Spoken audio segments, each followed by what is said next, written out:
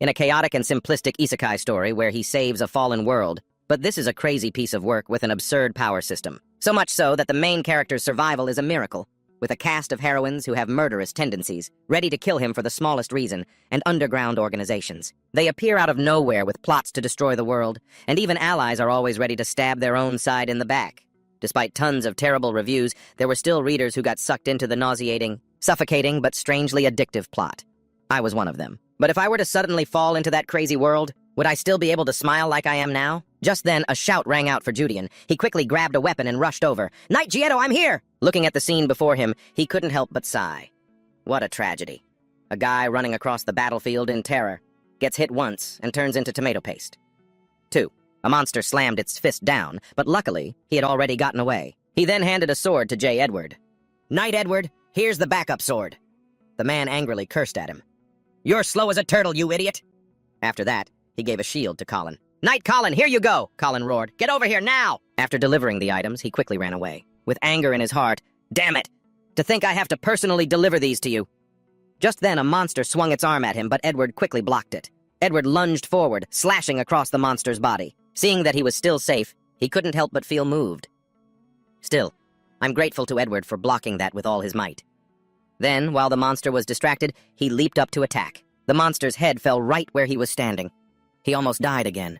He jumped back to dodge it, landing hard on his bony frame after getting away. He sat up in pain, wiping the blood from his mouth with his hand. I've been living in this body for 3 years now.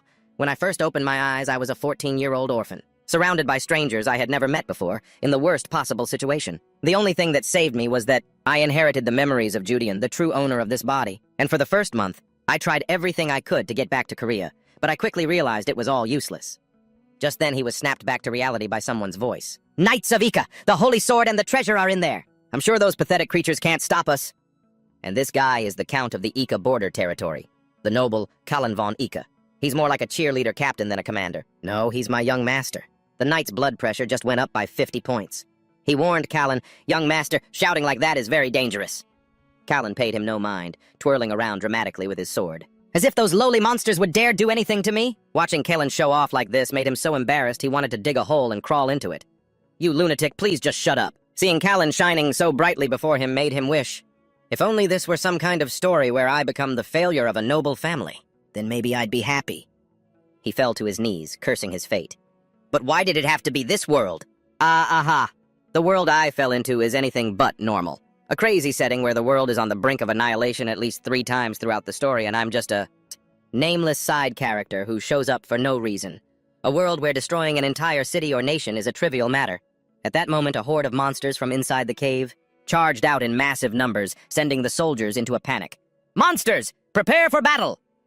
Seeing the monsters before him, he felt a secret joy. I want to die. Suddenly, someone started calling his name repeatedly. "Judian! Judian! Judian! I don't even know why I came into this dungeon anymore." Just then, he was being slapped hard across the face. "How could you handle things so poorly that the Count himself found out? Weren't you a commoner, hired as Kalen's servant? To prevent this exact kind of thing from happening?" This woman was Countess Lusa of the Ika domain. He said in pain, "I'm sorry." Lusa continued to tear into him. "If anything happens to Kalen, I will grind you into dust and drink you." He was being unfairly blamed for something he didn't do, so he glanced over at Kalan, but Kalan quickly looked away. He was furious, thinking to himself, "Can I quit, or should I just kill her?" 1. Kalen is the eldest son of the Ika family and the future heir to this border territory, and he's famous throughout the region as a notorious good-for-nothing. After being berated, he dragged himself back to his room, exhausted. 2. The troubles I've had have generally been like this. 3. When he reminded Callan, "Young master, you and your friends stole 3 purebred stallions from Baron Hayman's manor. This is a letter of complaint." Callan waved his hand dismissively. "Handle it yourself." He continued, "Lord Theo is demanding the return of his family's heirloom sword." Callan emphasized 3 words: handle it yourself. Seeing such irresponsibility was driving him insane, but he tried his best to remain calm. "Lord Boyton is at the front gate with a sword, saying he'll make the young master pay for touching his younger sister." Callan continued, "Handle it yourself." He refused to back down, reminding him, "Young master, the Count is furious because you've recently been in contact with the underworld." Callan started to say, "Handle it your..." But before he could finish the sentence, he froze and blurted out a question. "What did you say?" Then Cullen began to pace back and forth nervously. Oh, damn it. He definitely knows, right? Standing to the side, he confirmed, of course he does. He was furious enough to lose his mind. This is the 5th time this month.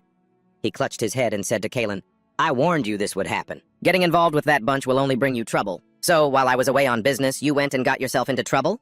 Kalen, looking terrified, quickly denied it. That's not what happened. You lunatic. Why do you insist on making my life so damn hard? Hanging out with underground criminals. A cancer on the entire empire. But really, that in itself isn't a huge problem. After all, this is Kalen, and Kalen is basically a prince in this region. The real problem is that the whole scene was witnessed by a royal envoy, and thanks to some nobles staying at the Grand Castle, the news has spread all the way to the capital. Seeing my murderous glare. It made Kalen so scared he denied everything. But I'm the young lord, right? I think, if I just go undercover... Mad, he thought. Kalen, turning pale, tried to explain. I was thinking maybe we could find the entire organization, not just the small fry. He quickly pointed at Kalen. Ha! So you're planning to use this to score some merits, are you? Kalen was struck speechless by his words. Seeing him like that, he could only sigh in frustration. Lately, illegal slavery, drugs, and loan sharking have been rampant along the border. The central government ordered a strict crackdown, a central management delegation from the Mauryan Empire. But the Count just waved it off. He told them not to worry about it. He shouted, reminding Kalan, and now his own son has given them a reason to interfere. He agonized over what to do. What am I supposed to do now? If something happens to Kalen, I'll definitely be ground to dust. This kind of situation wasn't supposed to happen until the main storyline begins. I can't let it happen now. Suddenly, someone's hair fell. 1. He sighed in resignation. 2. Then, with a gleaming bald head, he smiled and said, My lord, you are definitely going to lose your position as young lord. You'd better start preparing to enter a monastery. Hearing this, Kalen immediately called out, Judean, wait! In the capital, Nevin, where the Emperor's influence is absolute, an incident like this is enough to get you beheaded. If that happens, my head will roll too. He considered his options. There's only one way to overcome this crisis. A safe way. 1. Kalen went and knocked on a door. From inside, a voice called out, Come in. Both he and Kalen entered anxiously. The man before them spoke. You've come, son. As soon as they entered the room, both of them broke out in a cold sweat. Then, he silently decided, I'm going to expose every single one of that brat's dirty deeds. This stern man was the Count of the border region, Jikart von Ika, the frontier count. The person beside the Count looked at him with sparkling eyes as if to say, You've been through a lot, haven't you? He was the commander of the private night order under the Count, Daisy von Hausen, captain of the Lionheart Division. His eyes lit up looking at Daisy. I'm always so grateful that Sir Daisy understands me. Seeing his sparkling eyes, Daisy could only sigh helplessly. But this time, this cannot be overlooked. That brat caused this mess when I couldn't keep an eye on him. What else could I have done? But you should have handled things better, the Count spoke up. I've heard everything from the head butler. This time you've caused a huge mess, haven't you? Do you have any idea what kind of people you were associating with? As he spoke, he pointed at Kalen, causing him to stammer nervously. That was... The Count reminded him, that is one of the organizations that the 5 great royal night orders had to personally step in to dismantle. Hearing that, he was shocked, while Kalen was left speechless. Hearing the Count's words made him anxious. This seems more serious than I thought. If it's reached the point where the royal night orders have to intervene, then the scale of the group he got tangled up with is far beyond my imagination. As such, our Ika family now owes the royal family a great debt. The Count made his decision. Kalen, prepare to enter the monastery. Kalen refused, slamming his hand on the table. Father, the Count replied irritably, not for your whole life, but you must at least reflect on your sins in there for 5 years. Hearing this, he simply remained silent, thinking, just as I predicted. According to the main plot of the Chronicles of the Seven-Colored World, the great upheaval won't begin for another 5 years. By then, the entire continent will be plunged into a sea of blood. War will be rampant, and I'll be swept away like a falling leaf only to meet a tragic end. 3. Kalen tried to protest again. Father, please wait a moment. But the Count didn't want to hear it. What more is there to say? Kalen slammed his hand on the table and declared, I will atone for my sins with my achievements. I will definitely accomplish something great enough to erase this mistake, and bring glory to our family. The Count sighed in resignation. But no matter what you accomplish, in the current situation, it won't stop the royal court from intervening, unless it's an achievement so outstanding that it's considered special. Kalan finished his thought. The Holy Sword, Dailai. The Count was taken aback. Dailai? He, standing by and listening to the conversation, broke out in a cold sweat. No way. That dungeon is far too difficult for his current abilities. Has this idiot not only lost his mind, but also developed a death wish? Kalan, his hand aching from slamming the table, said, Dailai, It's precisely because news of that dungeon leaked that those underworld criminals came here in the first place. If I retrieve Dailai, the holy sword of Duke Dephafon, we will surely gain the support of the duchy. Hearing his bold claim, he felt helpless. This Kalen guy is risking his life just to find a way out. But there's no way the criminal underworld would come all the way here, just for some ordinary dungeon. For example, in the chapter, Inside the Stomach of the Evil God Abatit, a dungeon sealing the evil god Abatit suddenly appeared, attracting a heretical cult that sought to revive him. An army of 100,000 men was assembled to annihilate the cultists. They marched out aggressively, and in the end they all became appetizers in Abatit's stomach. That event became a bloody lesson for the whole world about the madness of dungeons. From then on, people always sent expedition teams first. There's no way the Count would accept that proposal. The Count reminded him worriedly, that's a dungeon with an unconfirmed difficulty level. Even though it's within our territory, we can't just send troops rushing in like that. Kalen grabbed his hand tightly, insisting, I will succeed, I swear it. Please, father, just trust me this one time. To suddenly have his son grab his hand and plead like that, it left the Count speechless. On the side, he was smugly thinking, no way. Losing both his heir and his main forces. Unless the Count has gone mad, how could he dare? Suddenly, the Count spoke up in agreement. Very well. He was stunned. What? The Count continued. This time I will trust you. I'll dispatch 30 knights, including Jazid. Since you've promised, you must retrieve the Dailai. Hearing this, he was too shocked to speak. My lord? The Count paid him no mind and said, Judean, I'm counting on you to take care of Callan. Seeing this father-son duo act so foolishly was driving him mad. This is a disaster! The Count had great faith in Kalen. I believe in you, son. Being trusted by his father made Kalen happy. I will definitely retrieve the holy sword and return, father. The Count was also pleased. That's my boy. On the side, he was so mad he could have turned to stone. Ha! Oh crap, I'm so screwed. Back on the initial battlefield, seeing the terrifying monsters, Jazid told all the soldiers, Monsters, prepare for battle! He grew anxious. A minotaur right at the start? This isn't going to be easy.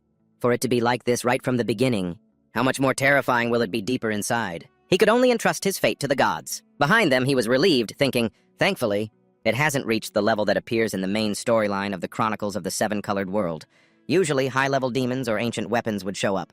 Then we'd have to get the hell out of here immediately.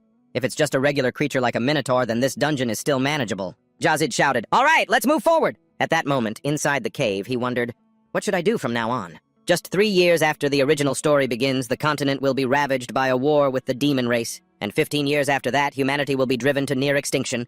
But there's still time before the apocalypse. Between now and then, I'll save up a ton of money and go live as a hermit in the mountains. I'll create my own happy ending. As he thought this, he walked on cheerfully. Callan, walking ahead, was laughing like a lunatic. Ha ha ha! Everything is going so well, so smoothly, he boasted to the others. Not only will I get Dailai back, but I can also gather all the treasure in the dungeon. Beside him, Jazid reminded him, Young Master Callan, you're being too loud. It could be dangerous. The kind Jazid was like that. But Callan looked down on him, all talk and swagger. There's nothing to worry about. I'm not afraid of anything that might appear. Just as he finished his sentence, Callan noticed something in front of him. Just then, a rock fell from somewhere and hit his head. After that, a cascade of rocks began to fall from the cave ceiling, terrifying everyone. What's happening? At that moment, a monster landed. Seeing it, Jazid broke into a cold sweat. Damn it, he announced. We've walked into a trap. Everyone was now blocked from the front and back with no escape. A line of monsters stood in their way, prompting Jazid to charge forward aggressively. We'll force our way out, he ordered. Group 1, push back the golems. The rest of you, protect the young master. The monsters slaughtered the men in the back. They screamed for help. Help us! Seeing Callan want to stop, he immediately grabbed his hand and pulled him along. Young master, this way! Suddenly he was startled. Huh? Why are those things coming after me? The monsters chased the two of them deeper inside.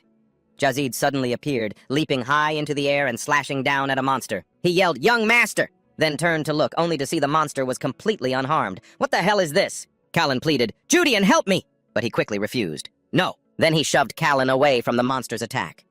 Seeing him sacrifice himself for him brought Callan to tears. Judean!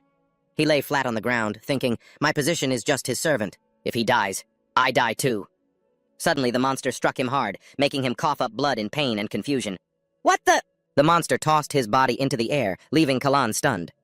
Jazid's face was just as shocked. He was now falling into a deep chasm, repeatedly calling out, Status window! After a moment, he suddenly woke up and saw that he was still alive, which confused him. Didn't I die? Am I okay? Wait, is this hell? He quickly sat up and moved his arms and legs, surprised to find his body seemed completely unharmed. He spread his arms joyfully. Right before I died, my prayers reached the universe. And then, tada! There's no way I awakened my powers like that. But where is this place? He looked around, recalling from the original story that this was a dungeon in the demonic abyss, formed from the magical power of a negative dimension, not some kind of spell. If it weren't, there couldn't possibly be a light this blinding. Suddenly, a voice echoed from somewhere. "You're awake." Startled by the voice, he looked over to see a single crimson eye appear, terrifying him. "What the hell is that?" He was so scared he foamed at the mouth and passed out. The creature saw this and called out again, "Hey!" He finally woke up for the second time and politely apologized. Sorry. It's just that you look so ugly, so I—" The creature, annoyed, interrupted. "And that's supposed to be an apology? Whatever, I'll let it slide. You're the first human I've met in 1,000 years. I thought only those with divine status could find this place. But today has been full of surprises." The creature continuously prodded him with its limb, a look of fascination on its face which annoyed him.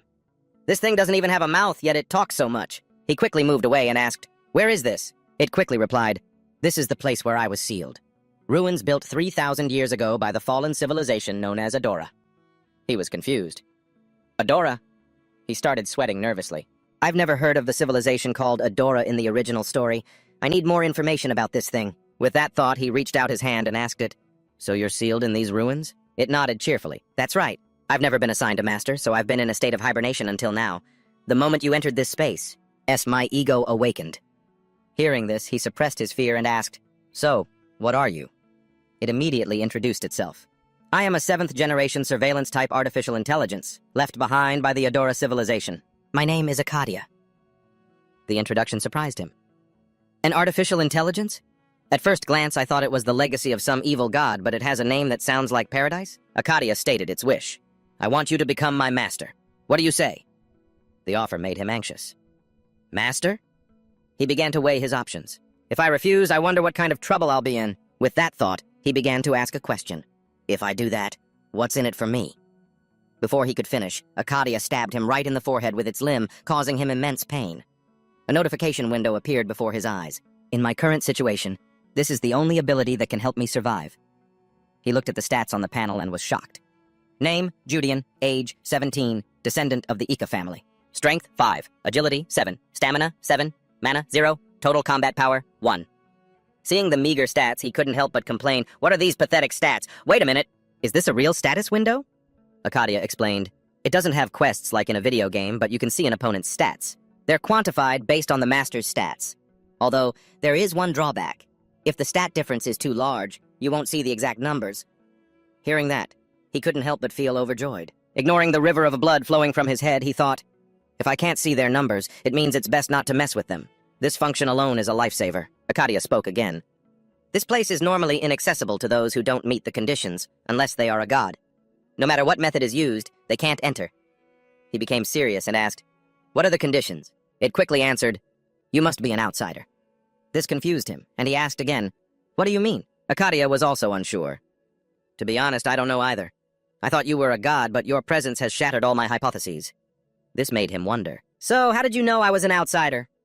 It quickly replied, "Based on whether or not the main core of my body, which is currently sealed elsewhere, reacted. It also means you have the right to retrieve the terminals that my creator scattered everywhere." The more it spoke, the more terms he found confusing. He asked again, "Terminals? What are those?" Akadia patiently explained, "They are the 1st-generation collection-type artificial intelligence, Atazato, the 2nd-generation exploration-type artificial intelligence, Ellison, the 3rd-generation recovery-type artificial intelligence, Utopia, the 4th-generation transport-type artificial intelligence, Kimun, the 5th-generation combat-type artificial intelligence, Sambala." Oh, such great legacies. And there is also the 6th-generation restoration-type artificial intelligence, Eden. Those are the 6 auxiliary AIs that my creators left behind. Each time you collect a terminal, of those generations I can use its corresponding specialized ability, and if you collect all the terminals, my main body, Asa, which is currently sealed externally, will be fully activated. After hearing the long explanation, he sank into deep thought. If what it says is true, I might be able to do something I never thought possible before. I might even be able to rewrite the ending. Having thought it through, he made his decision. "All right, I agree to become your master." "Yes!" Akadia praised him. "A wise choice." He made this choice because the world was about to fall into chaos. It's best to start preparing now. Finally, the two of them formed a pact. Akadia said cheerfully, "Then I look forward to working with you, Master." He replied with equal joy. "I look forward to working with you too, Adi." Hearing him use that name, Akadia was very pleased. "Adi, that name has a nice ring to it." For now, since my main body is still sealed, I can't fully support you, Master. But if we collect the combat AI, Sambala, I'll be able to face even gods. Do your best, Master. Akkadia's cheerfulness gave him a strange feeling, as if he'd been tricked somehow. At that moment it asked, "So what do you plan to do now?" He stood up decisively. "First, I have to get back to my group. After we get through this crisis, we'll figure out how to collect your terminals." Seeing his refreshed demeanor made Akkadia happy. "That's the spirit, Master." Fortunately, Adi knew everything about the dungeon's layout. Entrances, exits, traps, shortcuts, and so on. According to Adi, I was fated to be smashed flat on the floor and meet my ancestors, but luckily, Adi sensed my presence and woke up just in time, pulling me out of danger and helping me survive. The thought of death made him shudder. I was actually this close to dying. For all I know, this could just be a prank from that damn author. Suddenly, he spotted something. A human corpse appeared before his eyes, making him curious. Who could that be? He was stunned. To not only get past the dungeon's central core, but to make it all the way here. If this person was an adventurer, they must have been top tier. Akkadia told him the identity of the corpse. He was an adventurer who infiltrated this place once, about 15 years ago. He avoided all the monsters above and made it this far. But because he didn't meet the conditions, he couldn't open the door and eventually died after a long struggle. Hearing this, he couldn't help but feel a pang of pity, to suffer so much just to reach the very end of the dungeon, only to find out it required a key he could never have. Seeing him touching the corpse, Akkadia broke into a sweat and asked, "What are you doing, Master?" He replied, "Collecting his belongings. No matter how tragic his story is, I've got to take what I can get." Out in the world, collecting items from the dead is a familiar custom for adventurers. Akkadia was puzzled. A custom? I seem to recall we agreed to call that grave robbing. He chuckled slyly and denied it. Not at all. Just then, he pulled out a very valuable-looking watch. "This pocket watch looks like it'll sell for a good price. Oh, it might even fetch 10 gold coins. Looks like this was a pretty wealthy adventurer. His name is Abert. Abert Zetten." Huh, that name sounds familiar. Suddenly, he flinched, realizing something. "Abert?" Seeing his reaction, a confused Akkadia called out, "Master!" He trembled as he looked at the name tag on the corpse in front of him, then recoiled in fear. "What? Why? Why that name?" "That's the name of the main character from the Seven-Colored World Chronicles." He tried to calm himself down. Calm down, deep breaths. According to the timeline, this shouldn't be happening yet. His real name was Legalung, 19 years old. After failing his college entrance exams, he went looking for a truck to get reincarnated, and as a result, he was actually hit by a truck and transmigrated to another world. He was reincarnated into the family of a minor lord, received a blessing from the creator god, and possessed the legendary divine weapon White World and the holy sword of Zandia, the god of order. And so began his journey as the universe's chosen one. The first part of the Seven-Colored World Chronicles was mostly scenes of him smashing the skulls of demons. Back in the present, the corpse on the ground left him confused. But what the hell is going on here? No, there's no conclusive evidence that this skeleton is the main character yet. At least there's one silver lining. This skeleton's adventuring gear is from the Northern Kingdom. Econ, not the Mauryan Empire where Abert was born. And what's more, this body is fully grown, while the main character was very self-conscious about his short stature. So this build seems a bit too large to be Abert's. So what in the world is going on here? Akkadia asked curiously. "Is something wrong, Master?" He quickly denied it. No, it's nothing. Based on the timeline, the main story hasn't even started yet, so Abert should still be living a normal life as a child. Still, I'm a bit worried because the distance to the main character's homeland isn't that far. Once I get out of this place, I can pay to verify his situation myself. No need to panic. And if I get the chance to meet Abert, these items could help me build a relationship with him. Please, I pray this is all just a misunderstanding. He followed Akkadia's directions. This way. Based on the map, Akkadia continued to guide him. There are monsters and traps straight ahead, so I advise turning right. He looked at Akkadia, turning pale. Man, this guy is a breeze to travel with. Just then, he saw Kalen's group. He happily ran towards them, waving and calling out, "Young master!" Suddenly, Dezid turned on the defensive. "You bastard! Halt! One more step and I'll cut you down!" Having a sword suddenly pointed at him, left Akkadia confused. What is this? He gave a forced laugh. "Haha, are you abandoning your post? Or was this your doing?" Dezid shouted, disbelieving. "Impossible! There's no way Judean, who fell into the chasm, could have survived and returned like this. It's obviously a doppelganger trying to trick us." Hearing this, he broke into a sweat, thinking, well, he's not wrong. Dezid continued to yell, "Who falls into a chasm and comes back this unscathed? If you're not an imposter," he stammered. "Sir Dezid, actually, when I fell, I was lucky enough to grab a branch growing from the cliff face. Then I suddenly saw a cave below. It was probably set up by some other adventurer, prepared for an emergency. Thanks to that, I survived. I was lucky I didn't run into any monsters on the way back. So yeah, I was incredibly lucky." But Dezid didn't believe him, pressing his sword ever closer to his neck and shouting, "Silence! Frightened, he insisted. "It's true, I'm telling the truth," Dazid demanded. "Prove you're the real Judean. You have 10 seconds. Or else I'll strike. 1 second. 10 seconds. The sword drew a cut on his neck. He said, "Come on now," then yelled out in anger, "Cynthia!" He quickly spilled Dazid's secret. "That time you were flirting with the employee, Cynthia, at the Havana drop shop, the owner caught you red-handed. You grabbed her by the waist, crying and begging her not to go back to her mother's house. You were desperately begging for forgiveness." After hearing this, Dazid quickly said, "Wait, what nonsense are you spouting?" As he spoke, he looked around, afraid that everyone would find out. He asserted once more, "Captain, what he said is the truth." Only then did Dazid slowly lower his sword. "It's not that, well..." Seeing that Dazid was no longer a threat, he breathed a sigh of relief. "I'm probably gonna get my ass kicked by Sir Dazid after this, but for now I just need to survive." Seeing that he was alive, Kalan ran over and asked happily, "Judean, what took you so long, huh?" Dazid awkwardly called out to young Master Kalan, who ordered him, saying he was bored to death without him here. "Get in formation, you slowpokes!" Seeing Kalan's shitty attitude, he thought to himself that he was still the same as ever. Dazid tried to reason with him. "Young Master, no matter how you look at it, he's in way too good of a shape to have survived that incident. So what if he doesn't listen? He looks exactly the same as before, doesn't he?" Dazid replied in frustration, "That's precisely the problem, sir." Kalan didn't care. "Whatever, forget it. If anything happens, Sir Dazid will take care of it. We're almost there anyway. Don't waste your energy on pointless things." He felt relieved, thinking that at least he was still alive. Dazid turned back and called out, "Let's go!" Akadia observed the surroundings and warned, "The killing intent hasn't completely faded." He was confused. "We're almost at the very end of the maze, but no one is paying us any mind," Akadia began to explain. "To be more precise, they can't sense us. The people of this world cannot perceive our presence unless we choose to reveal ourselves." He wondered, "Then what about me?" Akadia stated, "You are an outsider, and also my master." Hearing this, he fell into deep thought. An outsider. If they've only just noticed my presence now, then perhaps this isn't some hack-like ability exclusive to the possessed host. This means, besides me, there are others who have transmigrated into this world of the seven-colored chronicle. At that moment, something appeared before everyone. It radiated killing intent. They saw a sword gripped tightly in its hand. Kalan said, "There it is." The being overflowing with killing intent appeared, its face ghastly. It was a death knight. Kalan eagerly prepared to charge. "Oh, that's the holy sword, Dalai. The information from the Duke was correct. Then the one who betrayed the Duke's family and fled 55 years ago must be Sir Simi Simon." Seeing them approach, the death knight rose and spoke. "How disappointing. More knights from the Defifon family?" Dazid ordered. "Surround him!" He then said, "Sir Simi Simon, why did you betray the Duke's family and steal the holy sword? Did you abandon your title as a knight just to become a thing like this?" Hearing Dazid's accusation, Simi scoffed. "Betrayal? You fools don't even realize the ground beneath your feet is rotting. You aren't worthy of an answer." As soon as he finished speaking, Simi summoned skeleton soldiers, surprising Dazid.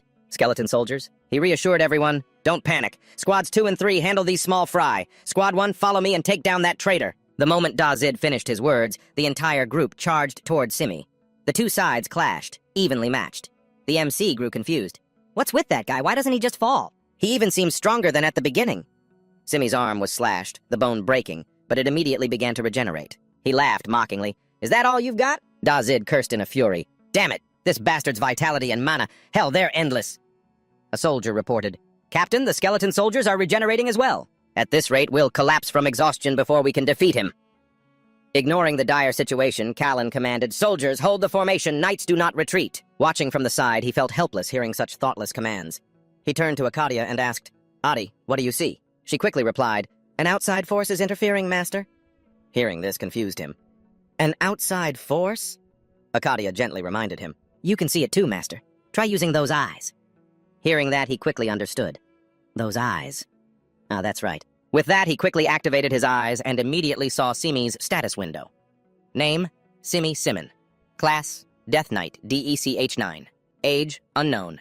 Title, Knight of Death. Loyal Knight. Bound undead. Strength, 127. Agility, 102. Stamina, 192. Mana, 54. Total combat power, 9,260. Trait, currently linked to the Dungeon Core, granting temporary immortality and infinite mana. Total combat power, 9,260. Trait, currently linked to the Dungeon Core, granting temporary immortality and infinite mana. After reading the status window, he grew curious. Linked to the Dungeon Core? Just then he was startled to see a red stone glowing deep within. Akadia explained, "That is a blood magic stone, a high-level magic stone often used as a dungeon core or a mana reservoir. For an immortal mage. This dungeon was originally the magic workshop of a mage from 500 years ago, so the amount of accumulated mana inside is immense. If we don't take special measures, we will be wiped out with our current strength.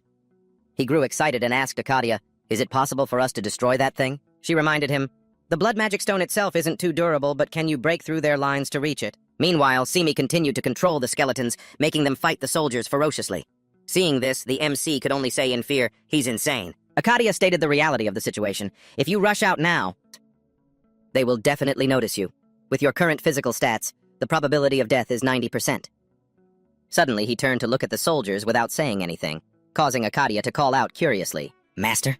He clenched his fists in angry helplessness and asked, "Isn't there any other way?" But on Dazid's side, a soldier, seeing how dire the situation was, told him, "Captain, I think we should retreat. If those monsters target the young master, we won't be able to stop them." Dazid hesitated, knowing that Kalan would never easily order a retreat. Just then, a soldier shouted an order, "Everyone hold the young master back!" Kalan was still straining against the soldiers, desperate to get to the sword. I have to get that sword!" Dazid was sweating bullets, racking his brain. "There has to be a way to break this stalemate," the man behind him shouted in frustration. "Hey, Sir Desid, look at that stone embedded in its back. Doesn't that look incredibly suspicious?" Hearing that, Desid immediately turned to look at the stone. Is that a blood demon stone? How could I not have noticed it?" "This is Anothchit's order. Can you two find the right moment to destroy that core?" Anoth, while fending off a skeleton, replied, "Captain, it's impossible. If the number of skeletons was the same as in the beginning, maybe we could have. But now there are too many, and they're too strong." Desid, worried but resolute, said, "Even so, we have to do it. If their numbers keep increasing like this, and our escape route is blocked, if we don't destroy them right now, we're all going to die." Arcadia said, confused. He really shouldn't have mentioned the blood demon stone right now. He rummaged through his backpack. Now that the knights know we're targeting it, all their attention will be focused on one spot. Arcadia tried to stop him. "There's no need for you to take such a risk, Master." He didn't listen, having made up his mind. "Among all of us, I have the highest chance of success. And even if I can't use mana, I can at least still swing this sword." His mind made up, he hid in a blind spot, waiting for the right moment. "If I get spotted, I'm definitely dead meat." Meanwhile, Desid, fighting off skeletons, shouted, "Anothchit, go!" Suddenly, Simi appeared, brandishing his sword. "I will not let you pass!" The moment he finished speaking, he swung down. The protagonist, witnessing it, was horrified. A single slash from Simi sent the surrounding earth and rock flying. Kalen saw this and was terrified. That bastard is a sword master? Run, everyone, retreat, retreat! A soldier quickly updated Kalan on the situation. "Young master, the escape route is—" Kalan was so scared he kept screaming, "Father, father, father!" Decide shouted to all the soldiers, "If you don't want to die, get up now! I guarantee he can't use that last attack a second time!" But as he glanced behind him, he saw that nearly all the soldiers had been wiped out. He asked himself, Is this the end? But he gripped his sword tightly, his resolve hardening. "No. As a knight of the Lionheart family, I cannot die like this. Even if I die, I must help the young master escape." Suddenly, Simi looked off to the side, causing Desid to follow his gaze out of curiosity. "What is it? Why did he turn his head?" The protagonist broke out in a cold sweat. He was trying to sneak closer to the stone, but Simi had spotted him. Terrified, he cursed, "Damn it, he saw me! And of all times, it had to be now," Arcadia said casually. "But you were pretty lucky to make it this far without being discovered." He retorted, "What difference does it make? I've been spotted either way." Simi, realizing his intention, went berserk. "You insolent bastard!" he roared, leaping high into the air to strike him down. But the protagonist used that moment to dash towards the stone, shouting, "Stay away from me, you walking corpse!" Simi slashed down, but luckily Desid managed to block it with his axe. The protagonist called out in worry, "Sir Desid!" Desid turned back and ordered, "Judian, go! Destroy the core, now! If you succeed, I will forgive you for your foolish antics earlier." Hearing that, he immediately ran towards the core to complete his mission. "I will definitely succeed." "This bastard." He raised his axe, thinking, one strike, just one strike is all it will take to end this. Suddenly, a murderous aura erupted, causing him to freeze and tremble. A voice, dripping with contempt, echoed out, "Which insect dares to touch my heart? I am the great dark sovereign Klazidmon. For the sin of coveting my heart, you shall atone with your death." Hearing this, he grew anxious. This blood demon stone, it isn't just a dungeon core. Klazidmon, a lich who appeared in the early stages of 7 years of rebirth. An Annihilation-class archmage who could kill the Dragon Vermilion with a single spell. The destroyer of nations, Klazidmon, said with certainty, "I shall grant you a painless death. Deathward." This filled him with terror. No. He then quickly unleashed his kill shot. Seeing him charging forward, Klazidmon quickly used Deathward. He squeezed his eyes shut in fear, but when nothing happened, he was confused. "Huh? Klazidmon, inside the stone, was just as bewildered. Huh? Something's not right. The two looked at each other, confused. Klazidmon stopped him. Wait. Why didn't my death word work? Who are you? Don't tell me you're a divine being. Only then did he look down at himself, wondering, come to think of it, I'm not dead. Right? Klazidmon raged, screaming continuously, death word, my finishing move, it's impossible! A divine class protection spell! Are you truly a god?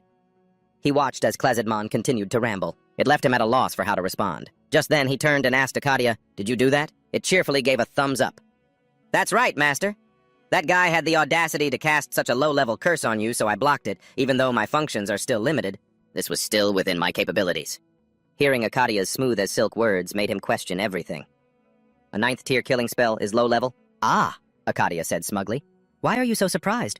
I'm a rather elite artificial intelligence, you know. I'm telling the truth. It was then that he truly saw how brilliantly superior Akadia was, to have nullified Klazidmon's ultimate move so effortlessly. I wonder how strong this guy would be if all his functions were restored. It's so bright. Suddenly, Catlay called out to him, You there! Stand still! I will open a space gate right now to get to you. Catlay once said this. Blood Demon Stone is his heart. The heart of a lich. Its only weakness is the key to immortality. Thinking this, he smirked and then said slyly, Oh, is that so? He raised his axe, full of curiosity, wondering if Catlay even understood what a contractual relationship meant. Besides, didn't she say this Blood Demon Stone was structurally weak? Akadia answered, Yes, Master. You can easily crush it with your own strength. Hearing this, Catlay was terrified. Wait, let's negotiate. Spare me, and I will give you everything you want, he begged. Everything I want? He thought. Then he decided, your life, Catlay, in exchange for anything but that. What else do you want? My treasures? All the magical knowledge I've accumulated for hundreds of years? I'll give it all to you. He wasn't interested and refused. Not interested. Terrified, Catlay commanded Simi. Simi, kill him! Now! Hurry! He arrogantly swung his axe, declaring, I'll crush you before Simi even gets here. Catlay screamed in fear. No! He swung his axe without hesitation as Catlay screamed, Monster, die! Catlay couldn't accept it. My ambition. My dream. The stone then shattered, causing the soldiers to cheer. All right. Who?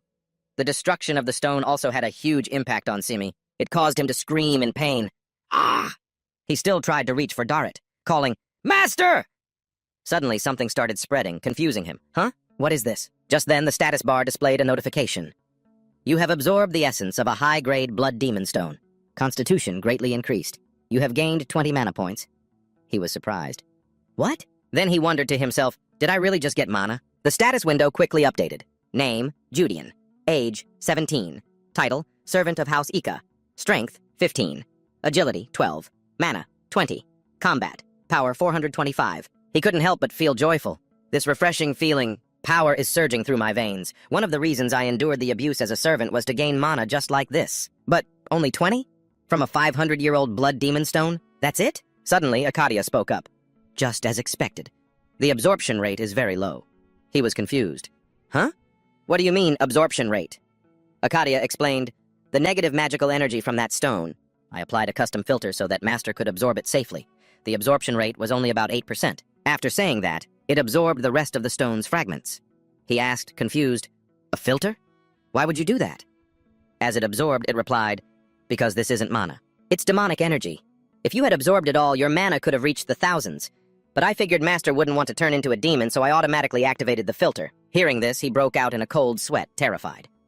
I almost really died. Right after the blood demon stone, my skull would have been the next thing to get crushed. Just then, Darit and the soldiers approached, calling out, Judean! Being called so suddenly made him flustered. He worried, if they see me absorbing demonic energy, the next thing to be crushed really might be... Suddenly, Darit placed a hand on his shoulder and then praised him. Thanks to you, Judean, you did a great job. Everyone applauded enthusiastically, while Akadia popped out from somewhere and said, I will maintain a suitable distance. After retrieving the sword, the whole party returned to the city. As soon as they returned, the Count laughed joyfully. Ha ha, my son, your father knew you would succeed. Kalen happily replied, Thank you, father. The Count, immensely proud, said, Now no servant will dare doubt your abilities anymore. You are the future of House Ika. Kalen, extremely arrogant, said, With my talent, this result was a given. The Count immediately chimed in, That's right, that's right. The Count continued to flatter him. Once you inherit my position, our family will finally reach true glory. Standing to the side, he could already see this house was doomed. I never thought I'd get to witness the fall of Count Ika's house with my own eyes. The Count was thrilled with the spoils. Incredible! Convoys of treasure! The family's assets have increased exponentially! In about a week, someone from the Duke's estate will arrive to appraise the Holy Sword. Even if the Duke himself doesn't come, it will be someone no one dares to underestimate. Kalan, no matter who it is, you must make a strong impression on them. Kalan affirmed seriously, "Yes, father." The Count continued his endless praise. "Thanks to this campaign, your reputation will spread throughout the Empire. And since Duke Devafonte is also involved, this is bound to happen." Kalen's face was one of pure ecstasy, savoring the moment. It made him feel helpless, just watching this father-son duo. If people knew this dungeon belonged to Catliman, Colin would become a world-renowned knight. But it's probably for the best to keep this a secret. I'm tired enough of the stress as it is. What if he gets famous and messes up? This makes sense. I still have to play the role of Kalen's servant for a while longer. Seeing Kalen's incredible achievement, the Count was relieved. Now I can send him out into society with peace of mind. Kalan and Judean. Yes? Being called, he quickly knelt. Yes, my lord. The Count began to reward him. Darit and the knights all spoke very highly of you. Hearing this, he humbly replied, I only did what a servant of the young master is supposed to do. The Count walked over, placed a hand on his shoulder, and declared, No. The way you attacked from outside the Death Knight's range, most other people would have just stood there trembling. You have proven worthy to continue serving, Kalen. I wish to continue entrusting my son to you. Hearing this, he was absolutely furious with this so-called reward. This is really too much of an honor. He didn't understand. Didn't I say I was going to get out of here? A moment after receiving his bonus, he immediately changed his tune, cheering, Long live Kalen, long live IKA, a year's bonus plus 10 extra days of paid leave. Get out? Forget it. I can't quit this job. Akadia, who was beside him, also took his gold bonus and draped it over herself, exuding an air of authority. You look so happy, master. He happily counted his money, saying, Money is happiness.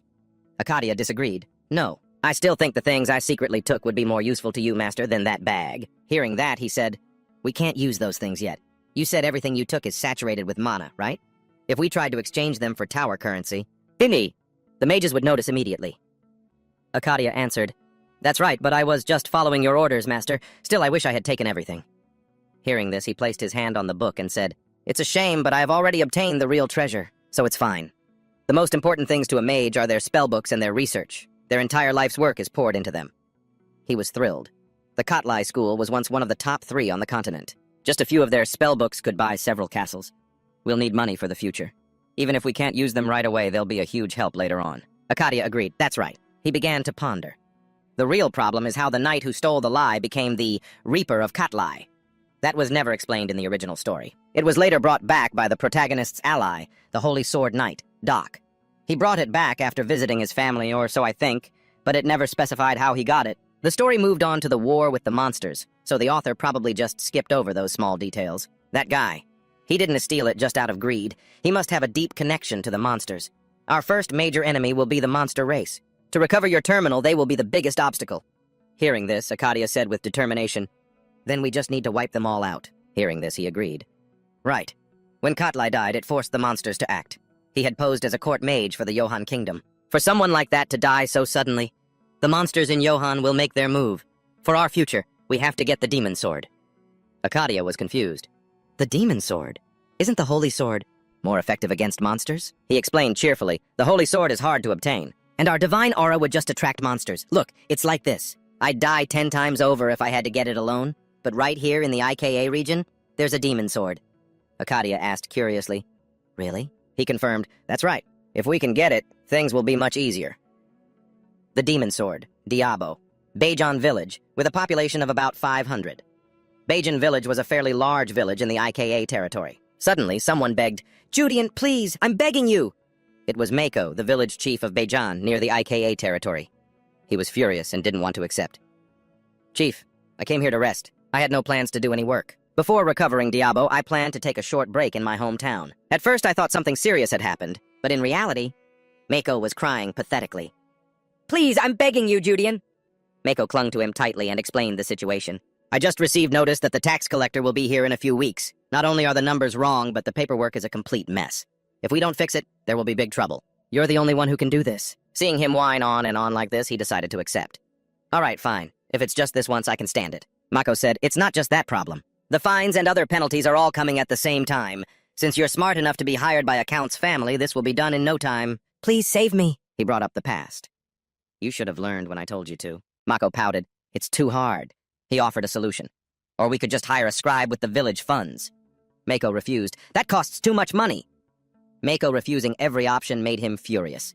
Hey! After a moment, he relented. Just this once. Mako cheerfully thanked him. Judean, you're the most precious treasure our village has ever produced. But he had no choice but to sit slumped in his chair, looking at the ledgers. I came here to rest. But Mako said brightly, Judean, tonight we're having beef that I hunted myself. I'm just going to the storehouse for a bit.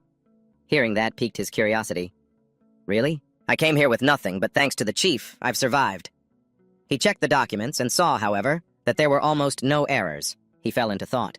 They say that knights with physical strength and an immense amount of mana. Is that why I don't feel tired, even after fighting for a whole week, day and night? Actually, I'm not that tired at all. By the next morning, everything was taken care of. All done. Here you go. You're a lifesaver. Mako practically bowed as he took the documents.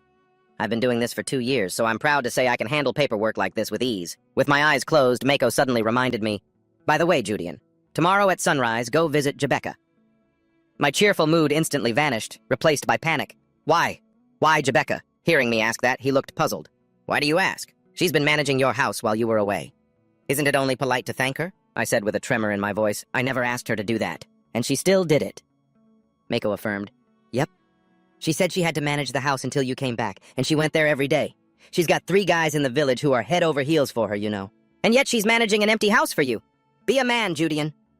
I clutched my head in fear. He's really... Suddenly, I dropped to my knees in terror. I flinched as Jebecca burst in energetically. She ran over, beaming, and called out, Judean, you've had your vacation, haven't you? I was bewildered.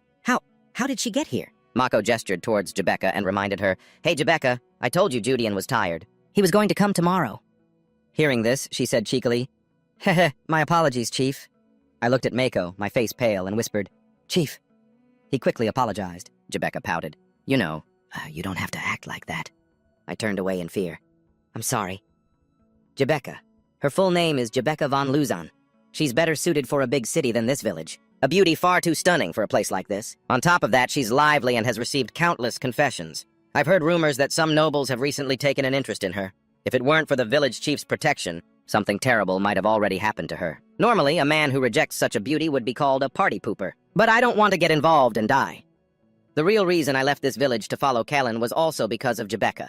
A demon eater who absorbs demonic magic and turns it into blood sorcery. Jebecca Luzon. She's one of the heroines of this universe. And within the protagonist's party, she's the obsessive heroine who stabs him in the back while whispering words of love.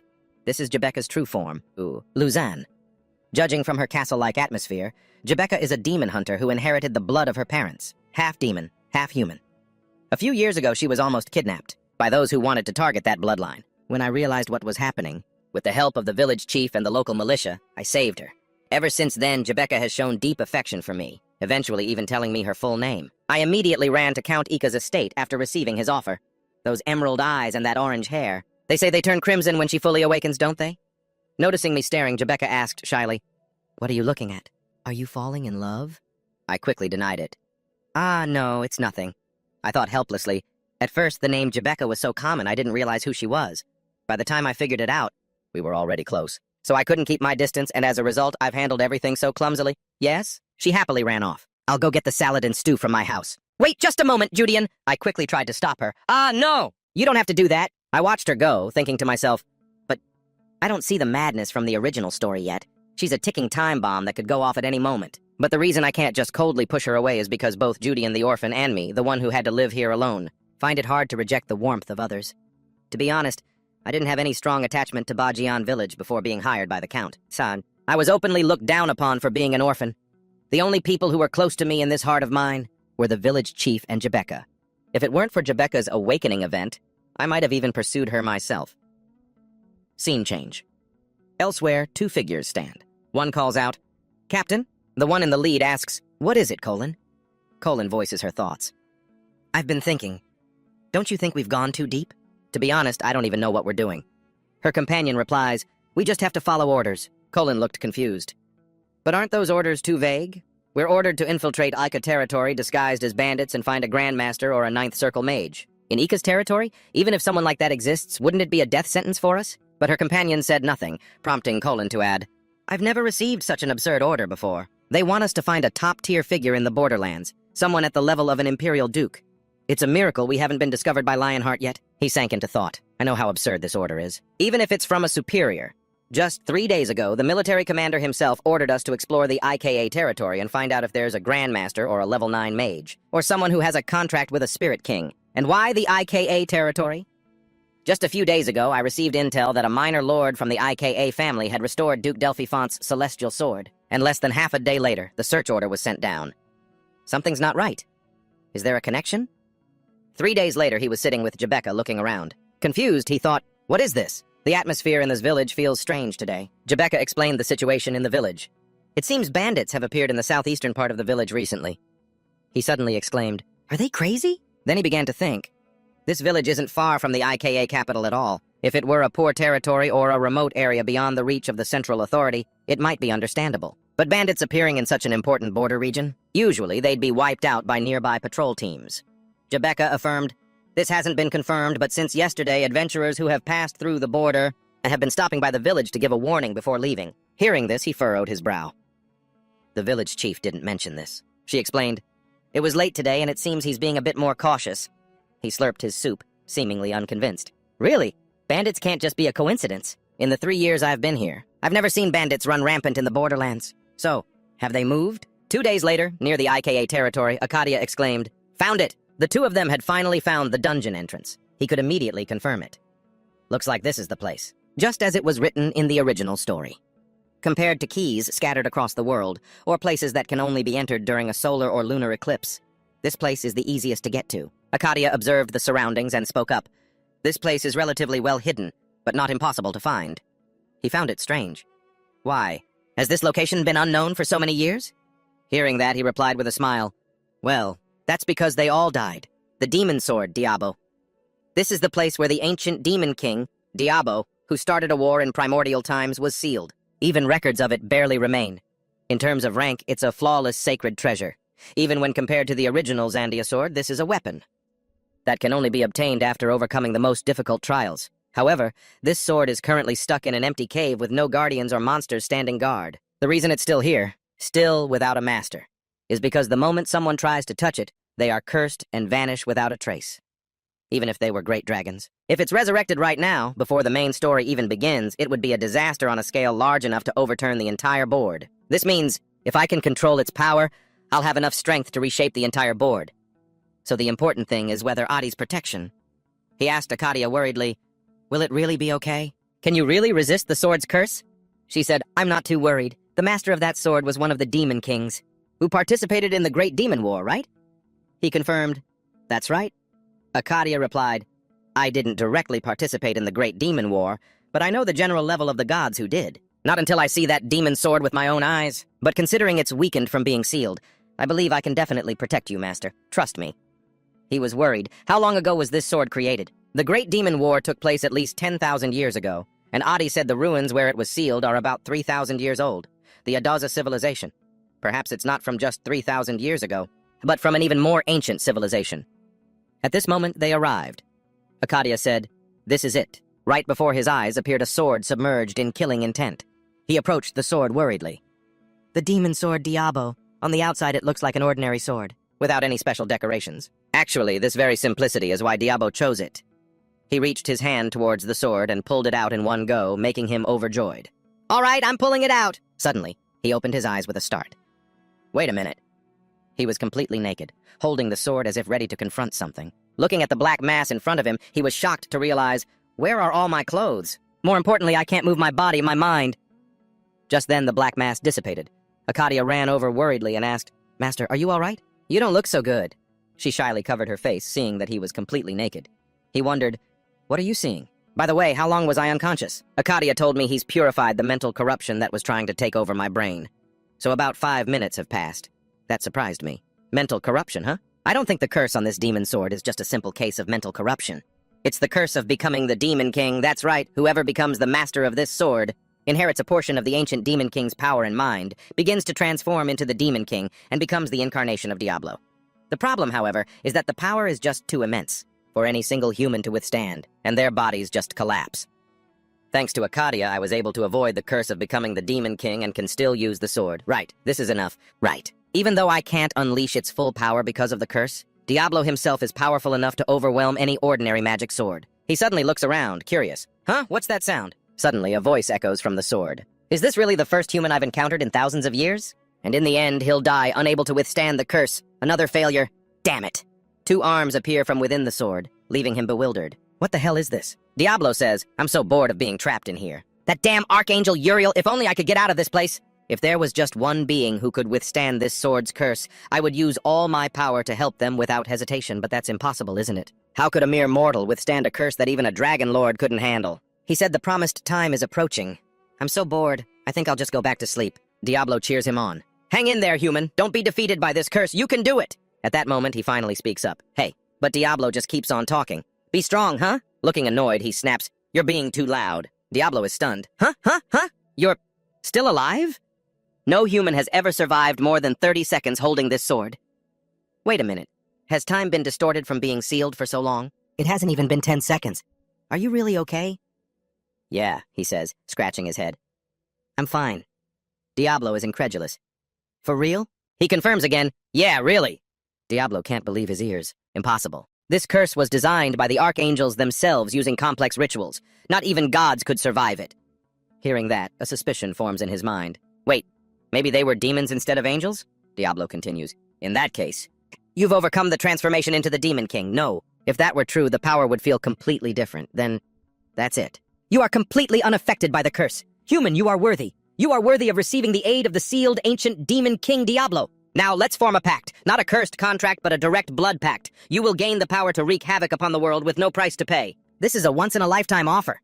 He sighs, thinking to himself, with my overwhelmed state, I can pretty much do anything now. He speaks up. But isn't something missing? From this story of yours? You're offering me power with no price to pay. But shouldn't you also mention that once the mythical era arrives, you'll be able to freely escape this sword? Diablo is struck speechless, astonished. How do you know that? He smirks, pointing directly at Diablo. The pact you're proposing is with the sealed Demon King Diablo.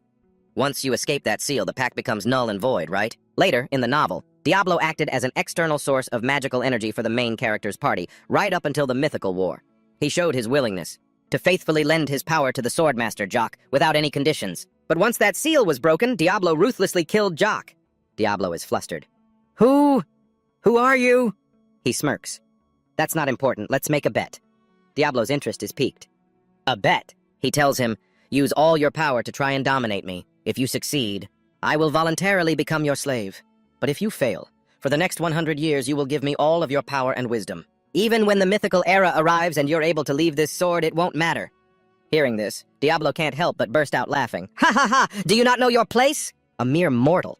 Even if you were lucky enough to avoid the curse, you're far too arrogant. Such arrogance.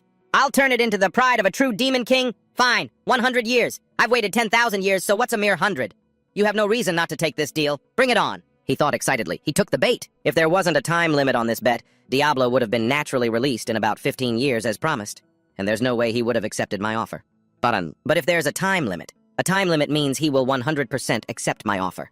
Diablo, cheerfully radiating demonic energy everywhere, said, Good, it's decided then. If you can escape my control, he grew excited. If I just keep using him like this, until the seal is lifted, it'll be safer. But if I can use Diablo's full power right now, I'll be able to minimize the losses. In the upcoming Second Great Demon War, Diablo's demonic energy radiated everywhere, jolting him awake in a different space. He looked out into the distance and saw that it was a beach. He looked around in confusion. What is this? Did Adi fail? No. If the mental corruption had taken me over, I wouldn't be able to think. But if I succeeded, I shouldn't be seeing this scene. Suddenly he turned around and saw something overflowing with demonic energy slowly approaching. He smirked, recognizing Diablo's true form, described as being so large it could cover mountains. But this is smaller than expected. Diablo approached him and praised, Truly surprising. Could it be that a human really received the hidden blessing of the gods? Diablo truly couldn't believe it. Impossible. A human blessed by a hidden god actually exists? Hearing him say that made him wonder. The hidden god? Is he talking about Adi? Adi clearly said it was an artificial intelligence created by a civilization, but with power like that, it's not strange to be mistaken for a god. Diablo spoke arrogantly. But it seems even that blessing can't protect you completely when an incomplete bloodline like this appears. Seeing the scene before him, he couldn't help but feel worried and anxious. What does it mean that this scene is happening? It's not success, nor is it failure. It's an ambiguous state. Diablo pointed at his face, asking, So, What do you plan to do next? All of my power has been sealed, but in return you've also temporarily lost the protection of that god. He spoke up. What will I do? Just come at me. With those words, he got into a fighting stance. He worried, from now on things are completely unpredictable, whether the outcome is death or getting eaten whole. Isn't it better to just roll the dice once? Seeing him so arrogant made Diabo amused. Ho, you've got some nerve. He asked, confused, what are you going to do? Are we going to fight? Suddenly Diabo said, no, I withdraw. Hearing that, he was shocked and couldn't believe it. Huh? Diabo sat down excitedly in front of him. Heh, to tremble like that over a single word. And you still dared to suggest a duel with me. It truly fits the title of the arrogant Demon King. He replied, annoyed, ugh, just take it. Diabo voiced his premonition. I sense a strange flow of fate running around you. This is going to be very interesting. Hearing him spout all this crazy talk made him confused. So what? Fate? A flow? That sounds so vague. What are you going to do about it? Diabo stated his decision. It means I will voluntarily cooperate with you, kiddo. Hearing that, he was stunned. Huh? Diabo said, I have a feeling that following you might be a lot of fun.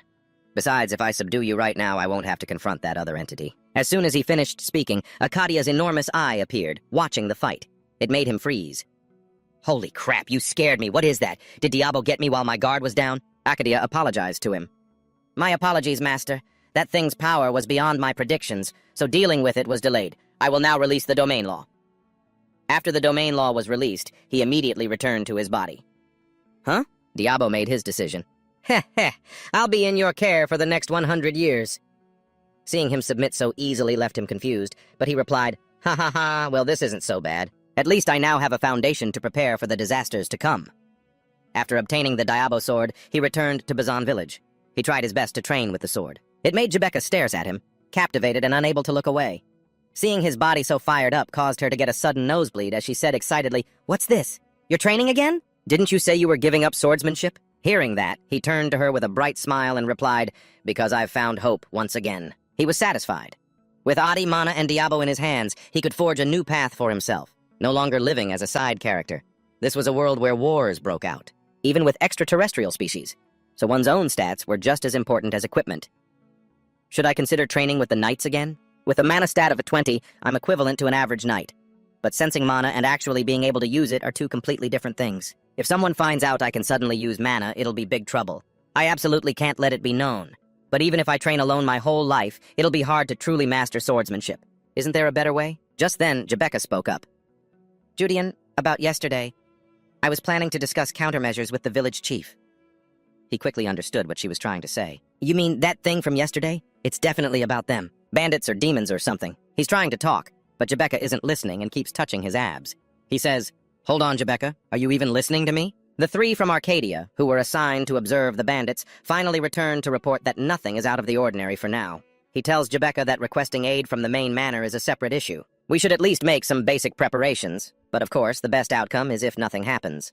As he says this, he thinks, but if things get really bad, I can probably handle it myself, so it should be fine. Suddenly, he's startled by a realization. Wait a minute.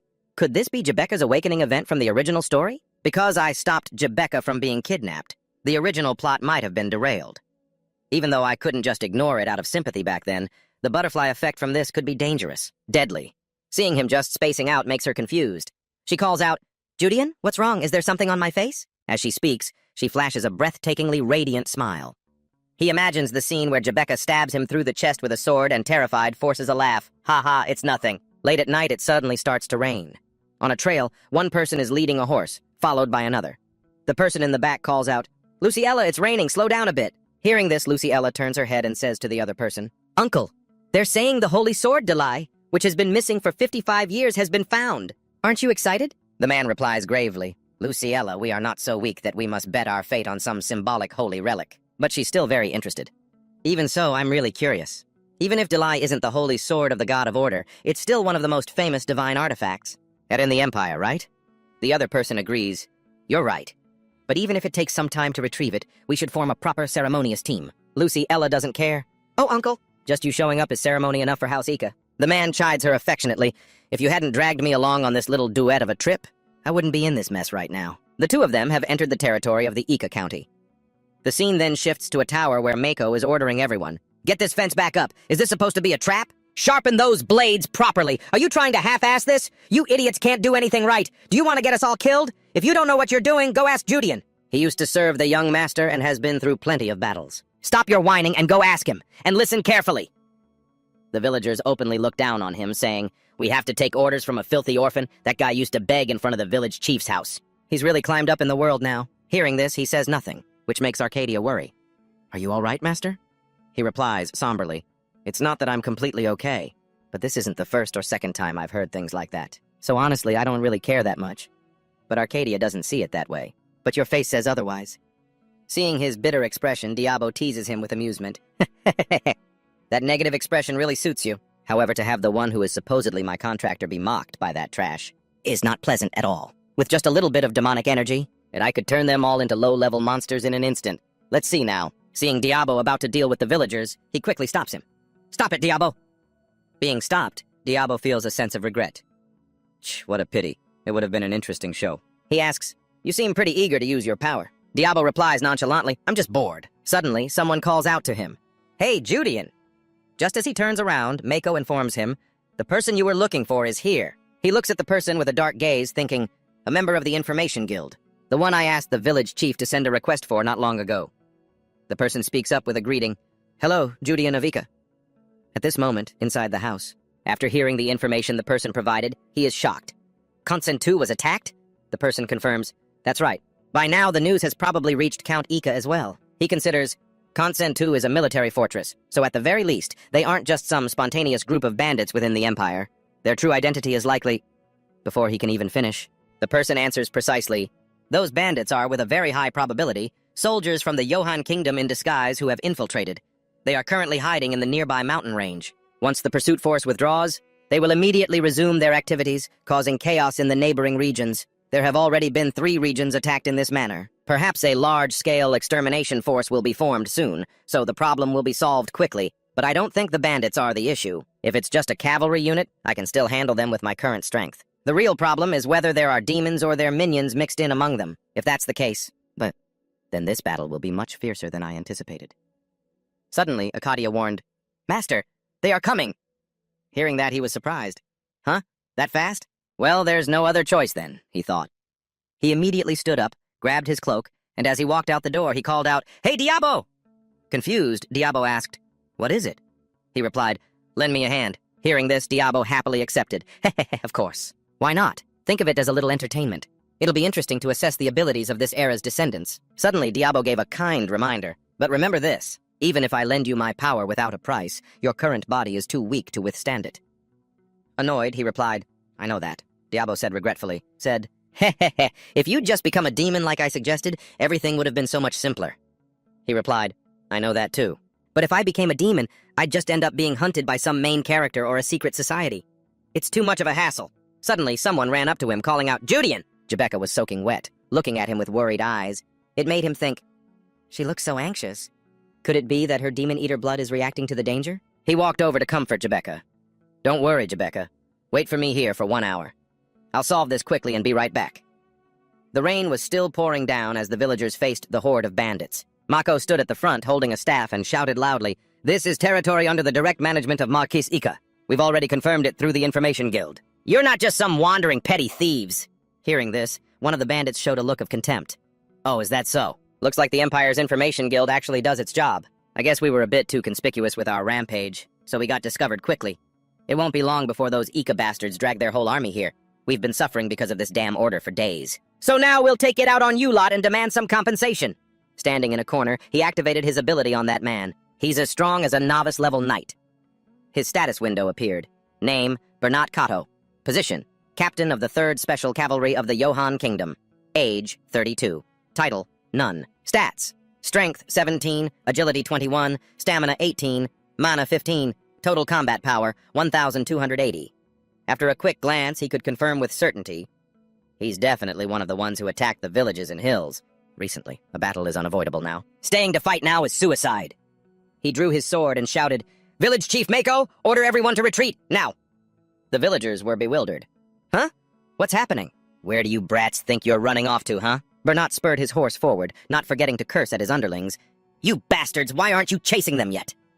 Bernat quickly pursued Mako, his aura radiating with killing intent. It made the old man flee in terror. Bernard leaped forward, intending to finish Mako with a single strike.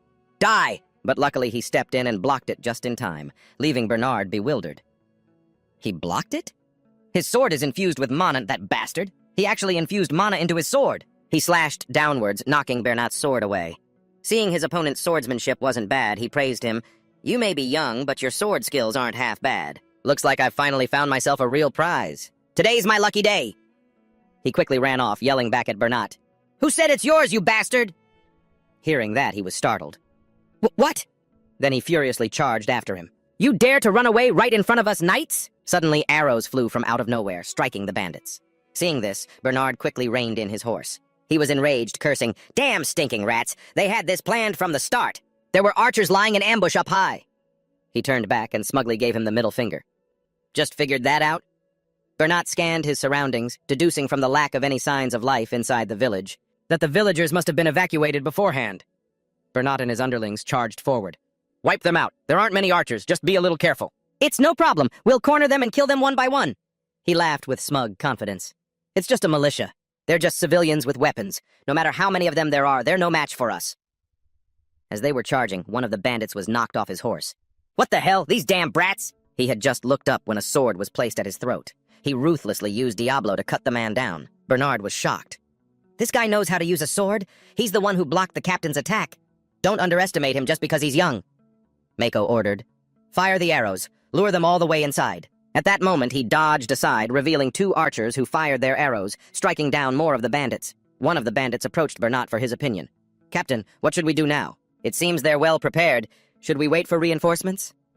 He was furious. Wait for reinforcements just to catch trash like this? Bernard ordered. Do not pursue for now. From a corner, the village chief's voice rang out. Are you sure you're all right, Judean? While observing the situation, he laid out his plan. We need to thin the enemy's ranks as much as possible. Even with the skill gap, if we take advantage of the terrain, we still have a chance. Mako quickly refuted him. That's not what I'm talking about. I'm asking how long you can hold out against those soldiers. Hearing Mako's question, he just smirked and said, Haha, don't worry, I absolutely will not die.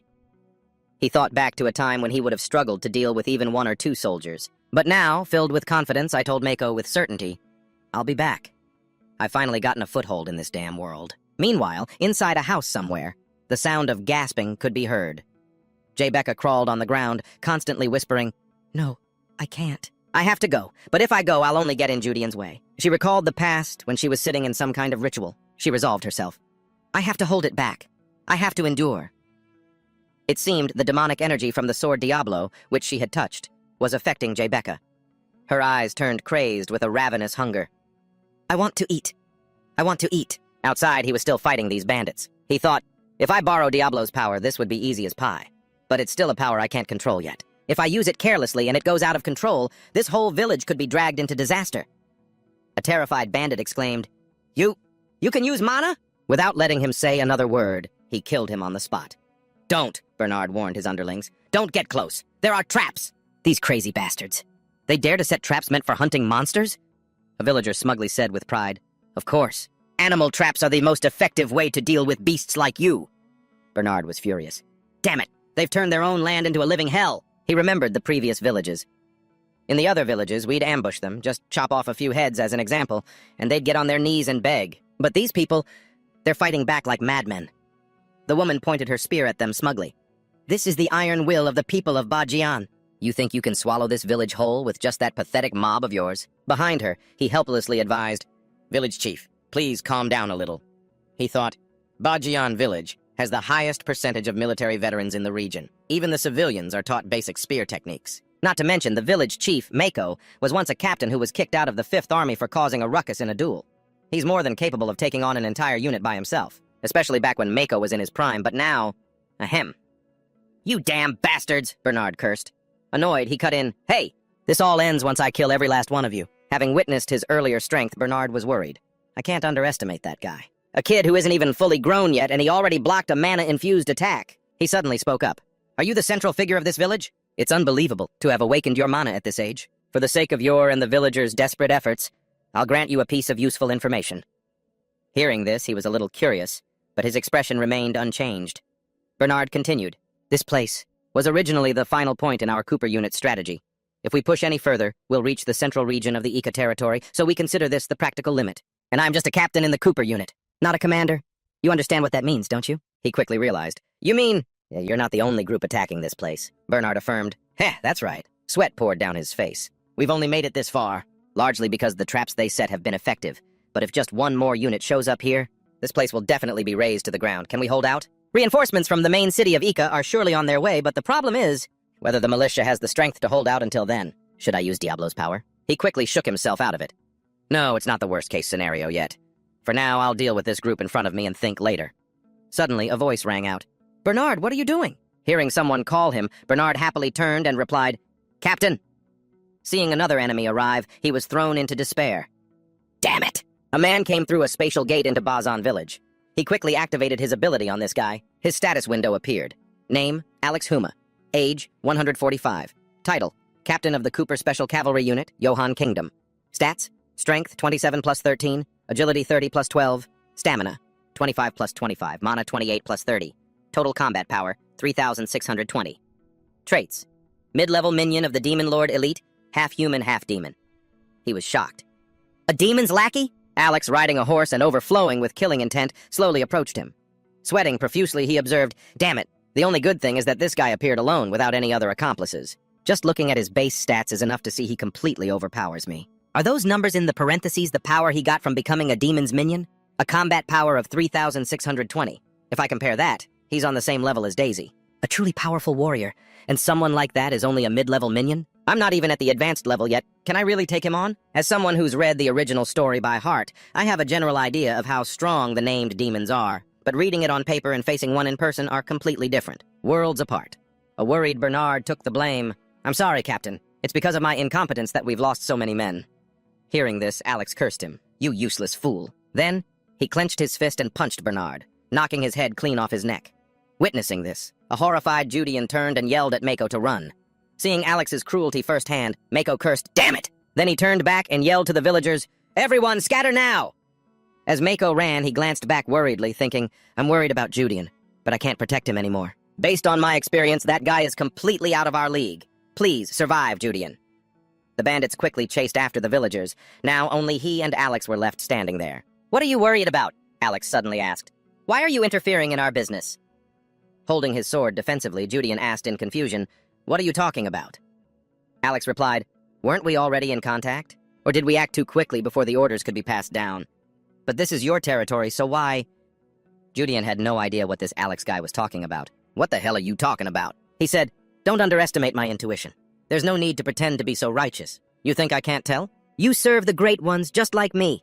I am Alex Huma, a servant of the Great Demon King Elite. What's your name? Who do you serve? Hearing this, Judean couldn't help but curse inwardly. This bastard! He's mistaking me for one of his allies.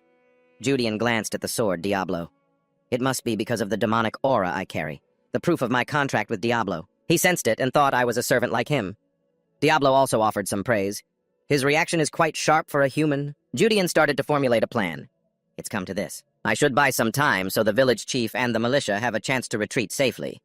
Then, he spoke up, introducing himself. I am Judean. Alex questioned, You don't have a surname? Not a noble?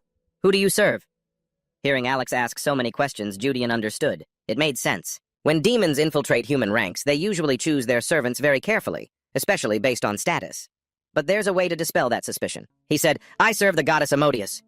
Hearing this, Alex exclaimed with interest, You serve the goddess of lust and pleasure? That's right. Only those in the circle would know that name. Diablo flew into a rage and cursed at him. Goddess? Goddess? A low-class brat like Amodius dares to be called a goddess? What happened to the order and hierarchy of the demon world while I was asleep? Alex looked down on him openly.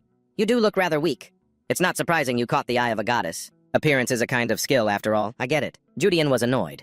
He had mentioned Amodius on purpose because the only criterion she uses to choose her servants isn't status. There's only one thing. He was very young and handsome. Only then did he explain, I have never received any special orders from her. But it is clearly you who are trespassing on my territory. Hearing this, Alex sensed some trouble. This is a bit complicated. It seems the information hasn't been relayed here correctly, unlike in the Ezebert region. Perhaps they haven't established roots here yet. Judean wondered, I wonder where they sent the message that I haven't received anything yet? Alex explained, Well, that place is quite far from here, so that might be the reason. The letter has definitely reached Viscount Beltus by now. Hearing this, Judean couldn't help but feel intrigued. Viscount Beltus, huh? I've heard that name before. So he's a demon's puppet? He started to feign recognition. Ah, I remember now. Count Gatsby von Beltas. Oh no, he's only a Viscount now. Isn't he the intermediary for that Viscount's family line? In the original story, he was such a minor character that I completely forgot about him. Alex was angered by his taunt. Judean paid him no mind and pointed his sword at him. So it's true. The chaos following the death of the Lysetmon caused all of this. And that's also why they sent someone as strong as you to a remote village like this. Alex's face darkened as he asked, "What's with that killing intent?" Judean replied casually, "It's nothing much. Is it so strange to mentally prepare to fight the enemy in front of you?" Hearing this, Alex called out irritably, "Hey! You think with that paltry strength of yours, you can possibly face me? Whether it's blessed power or skills honed by humans, you are far beneath me in every aspect." As he spoke, he advanced towards Judean. Holding the sword Diablo, Judean thought, "Well, I don't have any blessed power, and my skills as a knight are also far inferior to his. But that's only when considering pure ability." As he thought this, a killing aura rapidly erupted from his body, making Alex pause.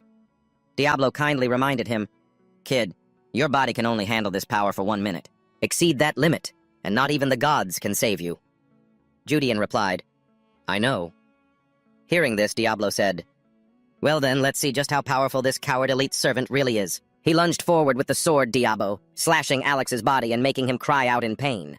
The bastard tried to punch him, but he dodged it quickly. Taking the chance, he swung down on his arm. The hand fell off, and in agony, Alex wondered, What is this? Why isn't it regenerating?" he asked smugly. "Feels like your very soul is being torn apart, doesn't it?" That's because Diablo's blade doesn't just cut the body. The reason the demon sword Diablo is considered a masterpiece is because later in the story it becomes a key element. One of the few weapons capable of killing a god. Diablo's power doesn't just inflict physical damage, it directly attacks the soul and divinity, a power that can wound even immortal beings. That is Diablo's true value. He smirked and said, "At first I was planning to risk it all to get in close for a melee fight, but you let your guard down. That's your mistake." Refusing to give up, Alex attacked with his remaining hand. "You think you've won with just this?" But just as his fist was about to land, it was stopped by demonic energy, preventing it from reaching him. This terrified Alex. "Why? My mana, it's being drained into that dark energy. That power is definitely not something the goddess of lust could grant."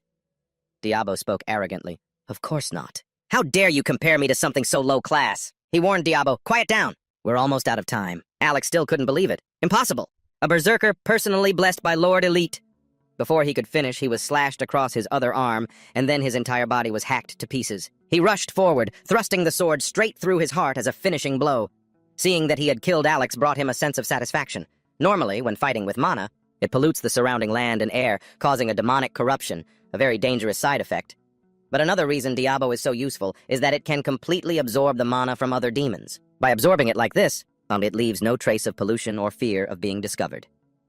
He proudly declared, "The time will come when I'll chop off the head of every damn demon in the Johan Kingdom." Alex faded away, but still cursed him angrily. "You damn traitor!" He grew contemptuous. "Still delusional? Just die!" One final sword strike completely finished him off. After defeating Alex, he let out a sigh of relief. Phew. He praised Diablo with satisfaction. To think it could absorb a whole person like that. It really is a demon sword. Flattered, Diablo grew smug. "Heh heh heh! Consider yourself lucky. If even a trace of demonic energy had been left behind, it would have been a huge problem." He affirmed, "I know." Diablo then voiced its question.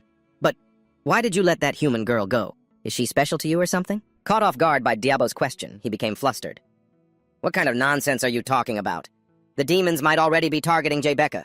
This whole thing started because Kale disappeared." Diablo offered its own opinion. "If she's a descendant of that predator, it's not strange that the demons have their eyes on her. If she awakens, she might even become something worth watching. Why don't you awaken her and keep her by your side? She has a face that human men would be mesmerized by. Am I wrong?" Angrily, he shoved Diablo back into its sheath, scolding, "Shut up! If you had ever seen how much the main character in the original story suffered, you wouldn't be saying things like that. Whether Jebecca awakens or not is Abert's choice, the main character's. If I could, I'd just want her to live a normal life." He told Diablo, "Don't mention Jebecca again. I don't intend to get any more involved with her." Hearing this, Diablo sounded a little expectant. We'll see how things turn out. He thought to himself, if the original story continues and Jebecca becomes Abert's companion later, we might meet again, but not now. Just then, Akadia sensed someone and warned him. "Master, someone is approaching." He was startled by the news. "What? Are those bandits back already?" Akadia replied, "But they don't seem hostile. It's just an old man and a girl." He was confused. An old man and a girl. That's a bit strange for travelers on foot. What should I do now? My stamina is depleted. But if they aren't enemies, there's no need to hide. Just then, 2 people arrived. The moment he saw them, he tensed up. How the hell can you call this normal? Look at the fabric of their clothes. They're clearly nobles. If I'd known they were nobles, I would have run for it. Luciella took off her hood and greeted him. Hello there. He quickly caught the scent of blood. Ah. Then he stammered. Hello. At that moment, Luciella's uncle walked up and said, You're like a wary little dog, always on alert. But as a warrior, you pass. He activated his ability, but a notification popped up. With your current power, you cannot view the opponent's information. Luciella's uncle praised him. Your instincts aren't half bad. The notification shocked him. I can't read their information. Is the power difference that huge? They're so strong. It's frightening. Luciella's uncle approached the corpses of the soldiers and asked, Did you do all of this? He denied it. Not by myself. I fought alongside the village militia. Luciella's uncle realized something. But these corpses, you were the one who killed them, weren't you? He confirmed, That's right. The man walked over cheerfully, praising him. Ha ha, you look like you're just a teenager. What noble family do you belong to? Seeing her uncle take such an interest in him, Luciella grew curious. It's been a while since Uncle's been this interested in someone. The man stated firmly, It's because he has skills worthy of my attention, especially in a godforsaken place like this. There are no proper academies around here. For him to awaken his mana at that age, of course it's going to catch my eye. Hearing that, he flinched in disbelief. He could tell I have mana just by looking at me? Hearing this, Luciella turned to him, her eyes filled with curiosity. Mana? He isn't even a graduate from the Imperial Academy. The man said cheerfully, If he was, I would have recognized him immediately. He became guarded. This man is far more formidable than I imagined. Just who is he? He's definitely not one of the local nobles. Luciella's uncle approached and asked, So what's your name? He stammered in reply, Judean, sir. The man then asked, And your surname? The boy looked confused. A surname? I don't have one. The man was surprised. You're not a knight? Lucy. Ella was just as shocked. What? He scratched his head and said with an awkward smile, I'm just a guard for Lord Kazan von Ika. Anyone would be shocked to learn that a swordsman who had awakened his mana was only a guard. And even this mana is something I only got by cheating the system. At that moment, he started to put on an act for the 2 of them. This is my hometown. I was just fighting to protect the village and its property. Besides, I also wanted to see what this new power of mine was capable of. He then turned to ask the 2 of them, And who might you 2 be? I've never seen either of you around here before. He thought, I've been a guard for years. I don't recognize their faces, not even from among the other nobles. Odds are they're from out of town. Hearing his question, they replied, Us? The man introduced himself. I am Kate von Defifon, a marquise. The young woman followed. And I am Lucy Ella von Defifon. Hearing this, he couldn't help but be stunned. Kate von Defifon, the Empire's sword saint, the strongest swordsman still alive in the Mosian Empire, and the younger brother of Duke Defifon, the man who holds the true power in the current empire. A legendary figure who was formerly the commander of the Royal Guard, and that's not all. He's the predecessor to the Sword Saint Doke, the one who joins the main character's party in the original story. In other words, he's the previous generation's Sword Saint, and seeing him like this? It seems he's still active. And Lucy Ella? That name sounds familiar too. The one who always supports the protagonist and is a commander on the front lines against the demons. In the original story, she was already married, so she couldn't be a potential heroine. However, she was passionately adored by a loyal group of fans with unique tastes. But right now, forget married. She doesn't even look like she's of age yet. She's probably about my age. Her face is still so young, but that confident expression perfectly matches her description from the story. For the Defifon nobles to come all the way out here, it must be for the Holy Sword. Kate asked him, Who taught you your swordsmanship? The boy stammered, well... He quickly composed himself. Calm down. Then, he lied with a bright smile. I just learned a few basic moves from a passing mercenary. After that, I trained on my own by participating in drills with various knightly orders. Kate was intrigued. A mercenary? An anonymous one at that. If he was the mercenary king, I could understand. Was there nothing distinctive about this teacher of yours? I would very much like to meet him myself. The boy was stunned. Huh? Me? He felt helpless. Am I supposed to tell him I learned my swordsmanship from an artificial intelligence?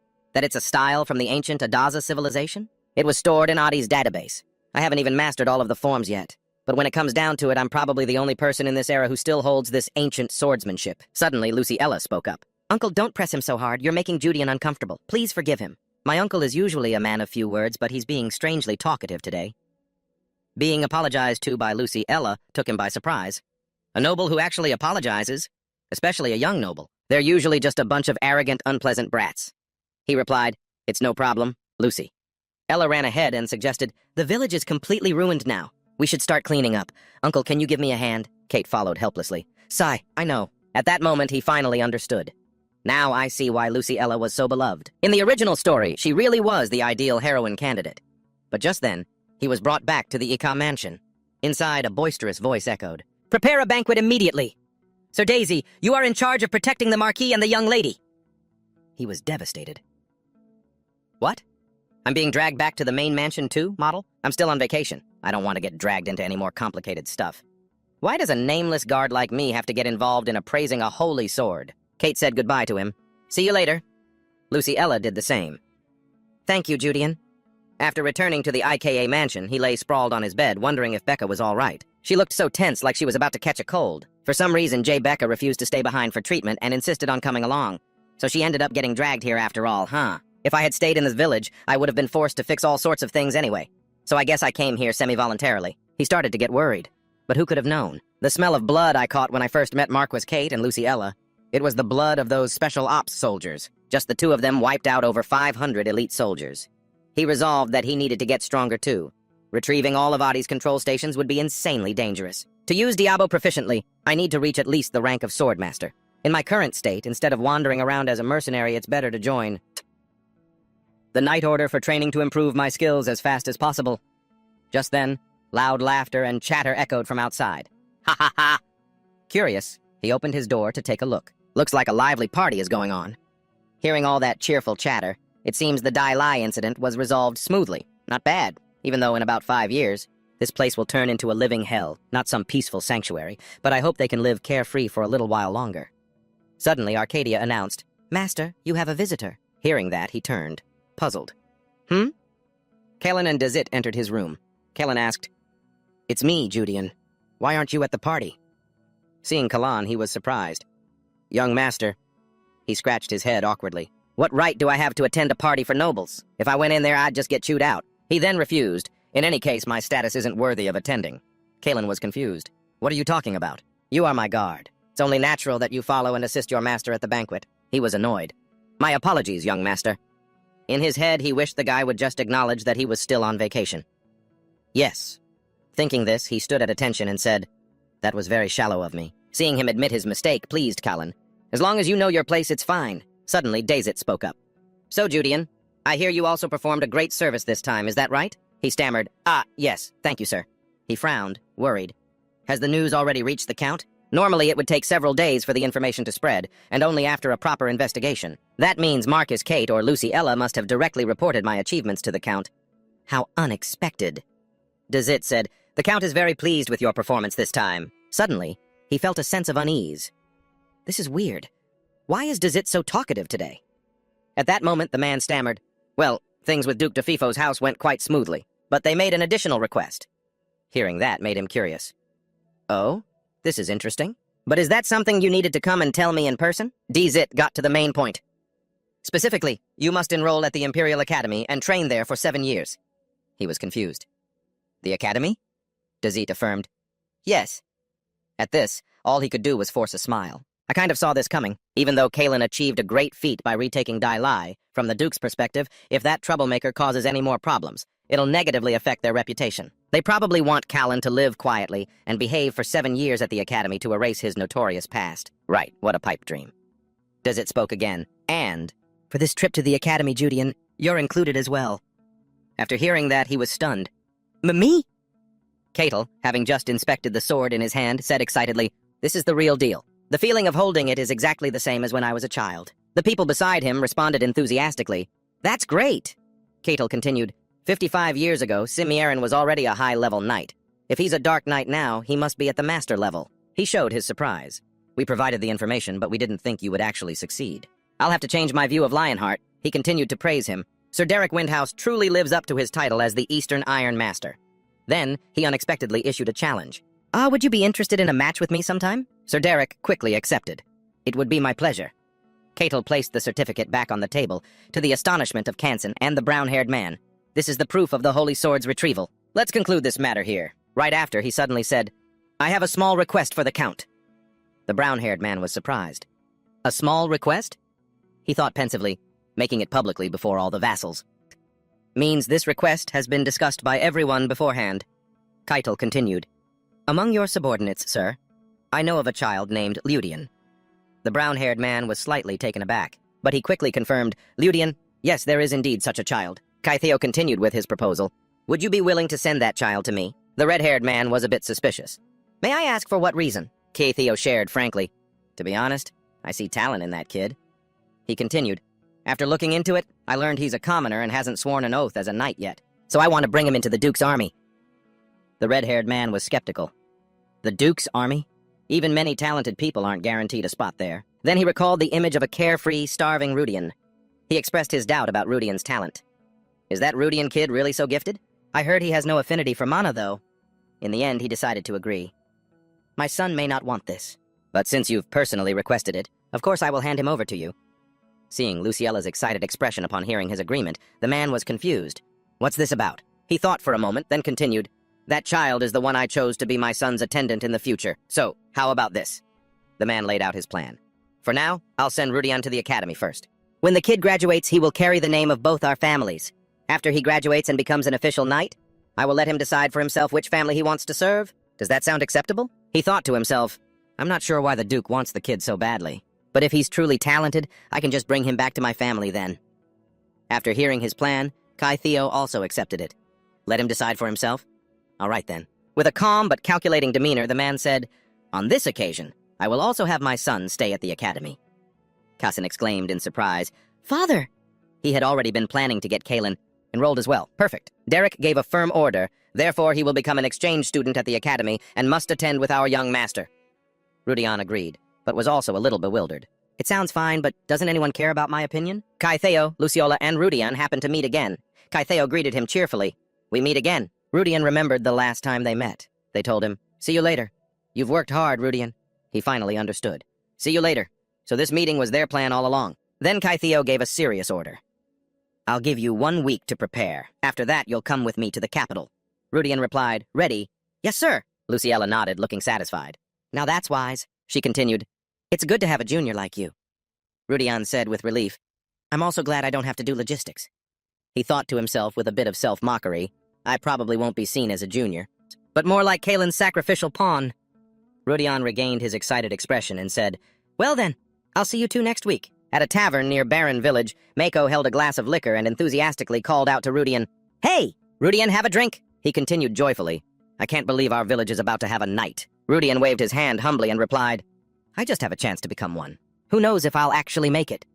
Mako continued to encourage him.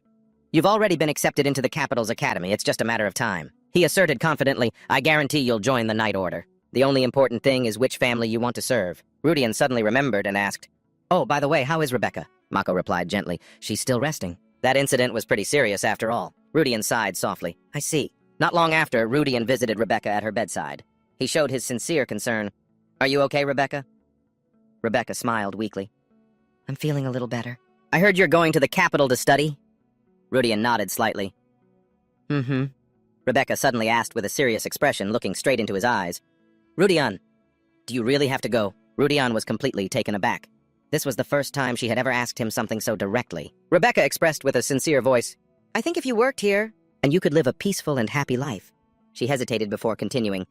I know it's selfish of me to say, but I just wanted to ask. Rudian was lost in thought for a long time. He told himself, the original story is just the original story.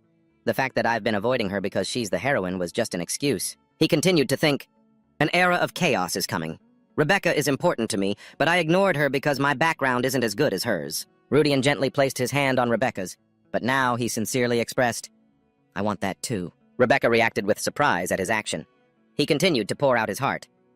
Everyone thinks I must be thrilled about this big opportunity, but I'm not sure I even like it. Rudian said honestly, It's just something I have to do.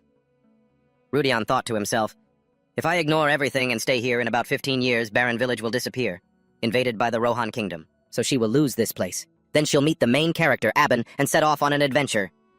Rudian thought with a heavy heart. If I do nothing, Aben will still take care of the demons, but the village and its people will be gone. I don't want that to happen, especially not to Rebecca. I'm determined to be the only one who knows what's coming, so I'm going to stop it. He confided in Rebecca about what was to come, knowing it wouldn't be easy. But besides me, there is no one else who can do this. Rudian affirmed. So, the only way is to go to the capital. He thought to himself, I don't expect Rebecca to understand everything I'm saying. Rebecca asked timidly, Rudian, what if my eyes suddenly turned crimson red? She was serious. If I were to awaken this bloodline, would it be of any help to you? Then Rudian's shocked expression made her suspicious. You already knew about this, didn't you, Rudian? Rudian wondered how Rebecca could possibly know. In the original story, she didn't know anything until she met the main character. He warned her worriedly, Don't. That power will rob you of your peace and happiness. The demon-slaying power Rebecca possesses absorbs demonic energy. The stronger it gets, the more her mind will be destroyed, Rudian thought to himself. Rebecca, just like that. Your destiny with the main character, Abin, will change. But, he said with all his heart, I want you to be happy here. Rudian expressed his sincere hope. I wish that in the future, you will still live a life full of energy and joy. He thought wistfully, if only I could take Abin's place. Rebecca nodded. All right, I won't do it. Rudian smiled gently. Good girl. Rebecca made a serious request. But you have to promise me something. Rudian asked curiously, What is it? Rebecca said in a soft voice. When everything is over. She continued with a pleading look in her eyes. You have to come back to me. Rudian affirmed with certainty. Of course I will. Rudian looked at the sword in his hand and accused it. This was your doing, wasn't it? The sword asked, What are you talking about? Rudian shouted angrily, Rebecca's condition! You caused it, didn't you? It repeatedly denied it. You're overthinking things again. Rudian glared at it furiously. Overthinking? The demon-slaying power only reacts to demonic energy, and it has to be from a high-ranking demon or stronger. Rudian warned, If you use your demonic energy recklessly, that's a breach of our contract. The sword was surprised. I can't believe someone in this era still knows about that. It seems following you was the right decision after all. Rudian replied with satisfaction. So you admit it then? The sword continued to deny it. No. If I had done it, I would have been affected too. It emphasized, as you can see, I'm perfectly fine. It's true that my power caused this, but it was only indirect. Rudian was stunned. Don't tell me. A hand reached out to attack Rudian. The sword questioned, You've figured it out, haven't you? Rudian angrily realized the truth. Damn it, was it me? Rudian remembered that when he made the contract with Diablo, he also gained a small amount of demonic energy. Although it was small, its power was still immense, enough to awaken the demon-slaying bloodline within Rebecca. He reproached it. Why didn't you tell me from the beginning? The sword replied flatly, I know. Even if I had told you, it still would have happened anyway. Rudian silently hoped that nothing worse would happen. 1 week later, they finally arrived at the capital. Rudian carefully observed the beauty of the place. This was the capital of the Morian Empire. Everything around him was new and unique. He silently spoke the name of this beautiful land, Nevan. In Nevan, the capital of the Morian Empire, Rudian was completely overwhelmed by the magnificent scenery. I feel like I've just stepped into a fantasy world. This place must be 30 times bigger than the Iska territory. Casson teased him playfully. Hey you must be pretty happy, huh? Dad and Derek are both making a huge fuss over you. Rudian thought to himself, Casson probably has no idea that I've awakened my mana. Casson pointed straight at Rudian and said with a confident tone, After you graduate, my dad is going to have you work for our family. That's strange, Rudian asked, surprised. Is that so? Rudian slowly began to understand. So that's how it is. So that's why they sponsored me. I wonder if the Count told him not to reveal this. Casson said with a smirk, I trust you, you're my friend. My dad told me to keep it a secret. But we're like brothers, so what's the point in hiding it? Rudian thought to himself, friendship my ass. It's more like you want me to be your errand boy. Casson laughed loudly and said goodbye. See you later, man. Since you're a commoner, you're definitely going to be looked down on. If you stick close to me, I guarantee no one will dare to mess with you. After saying that, Casson quickly turned and left. Rudian wondered, is that what he thinks? Honestly, I'm more worried about him and what kind of trouble he'll get into. Instead of worrying about myself, he decided to stop caring. Whatever, it has nothing to do with me. The scene changes to a majestic place, the main residence of Delphiona. A man stepped out and asked with a displeased look, Where's the holy sword? Why did you bring all that junk back? Kai replied, annoyed. This has been my hobby for ages. You're being unreasonable. The older brother of that man is Duke Vincent Delphi I, the head of the Delphi I family. He said cheerfully, I never expected Iska to succeed. Rudy watched him warily. Duke Vincent Delphi. One is Kelteo's older brother, an important figure in the Morian Empire. Kelteo respectfully presented the sword. Here it is, brother, Vincent muttered softly. So the ancestor's prophecy was true. Rudian was surprised. A prophecy? Vincent gently ordered, Let's go inside. He looked at Rudian and said with excitement, You're Rudian, correct? It has been a long time since I've seen Kelteo take such an interest in someone. I have something I wish to discuss. Could you spare me a moment? Rudian was both surprised and apprehensive. He wants to see me? What could this be about? Vincent said in a deep, warm voice. Thank you, everyone, for successfully completing your recent journey. Kelteo was quick to reply. Retrieving the holy sword was no easy task. Rudian felt a bit suspicious. This isn't a normal social call. They must have a reason for bringing me inside the mansion. Kelteo asked, Don't you feel bitter about this, brother? After giving those Iska scoundrels so much? Vincent replied candidly while sipping his tea. I was willing to pay any price to bring him here. Kelteo looked confused. This is strange. You've never cared about the Legion or paid any mind to the kids who were accepted, so why now? He pressed. Why did you go to such lengths just to bring him here? Vincent just smiled. I suppose you're right. He looked over at Rudian with great interest. You are Rudian, aren't you? Rudian replied politely, Yes, Your Grace. Vincent responded in a relaxed tone. Very good. Yes, Rudian replied. The Duke continued. I am aware that you accompanied Iska and participated in the dungeon raid. Is that correct? Rudian answered honestly. Yes, that's right. Vincent commended him. I believe you were the one most instrumental in destroying the dungeon and eliminating Samidran, the creature living there. Rudian nodded. Yes. He was quite surprised. How does he know so many details all the way here in the capital? Vincent quickly pressed on. So, that Samidran, did he say anything? He stressed no matter what it was he said. Tell me everything, Kelteo asked, confused. Brother, what do you mean by that? Rudian thought to himself. Samidran. I think he stole something from the Duke. There's no reason to hide it. And so, he told them everything that happened. Vincent asked again. He said, You fools, don't you realize the very ground beneath your feet is rotting? Rudian recalled. The strangest thing was, right before he vanished, he said the word master. Vincent's brow suddenly furrowed, a clear look of anxiety on his face. Kelteo called out worriedly. Brother? Vincent grew pensive. The sword has prophesied it, he said gravely. Our ancestors took action to atone for their sins, but it seems what is fated to come will come. Kelteo asked, What do you mean, brother? Vincent shook his head and laughed loudly. It's nothing. Thank you for telling me. Rudian was visibly lost in thought and remained silent. Afterwards, they made their way to the Royal Academy. The headmaster said in surprise, It's quite rare to see an exchange student personally escorted all the way here. Kelteo laughed in response. It has been a while, headmaster. The headmaster of the Royal Academy, Viscount Rosus Bay Valentine, recalled, I believe we last saw each other at the Crown Prince's birthday banquet, didn't we? Rudian looked at the old man, filled with excitement. 35 years ago, he was a renowned god of war in the campaign against the Manzi. So this is Rosus Bay Valentine? Kelteo introduced him.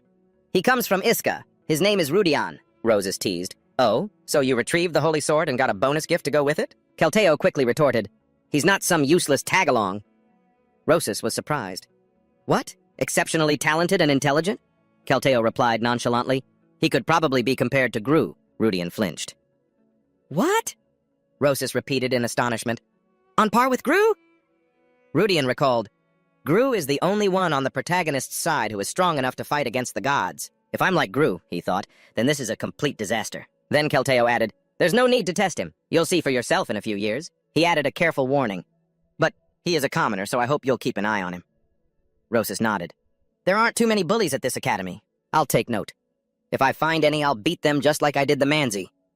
Rudian stepped into his dormitory at the academy and was stunned. What in the world? What? He couldn't hide his surprise as he looked at the clean, spacious room in front of him. This is my own room? It's just as beautiful and nice as Kalen's room? Kelteo, standing beside him, remarked, You'll be living here for the next 7 years. Like it? Rudian replied cheerfully. Of course I do. But why have you done so much for me, sir? Rudian was incredibly curious. I've already reviewed the contract. Other than your side sponsoring the Iska family, they aren't obligated to do anything else.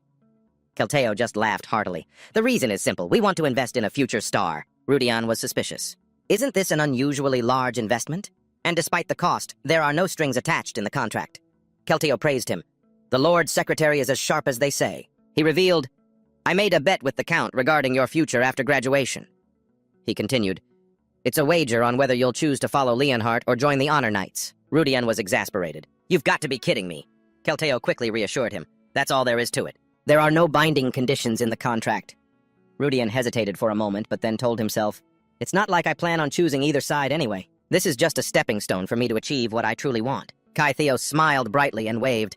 I'm so looking forward to the day you make your choice. Meanwhile, Rudian was just planning to sneak away. In Rudian's room, he quietly called out, Diablo. Diablo replied, What is it? Rudian asked suspiciously, Can you sense any traces of magic in the Delphione mansion? Diablo wondered. Why the sudden question? He stated firmly. I'm certain there are no traces at all. Rudian's voice grew serious. Are you sure? Diablo retorted, annoyed. You little punk. Even though my senses are damaged and sealed within this sword, do you really think a being like me, Diablo, can't sense something like that? Diablo asked slowly. Is something bothering you? Rudian sighed. Yeah. In the story, Duke Vincent and Cale Theo were assassinated by demons. After that, Luciella took over managing the Delphione family. That whole incident with the ducal family is just a small piece of the overall mystery we have to solve. Rudian wondered, but why? Honestly, by the laws of cause and effect, I can understand what happened to Cale Theo, but for the Duke to also be murdered, that's hard to believe.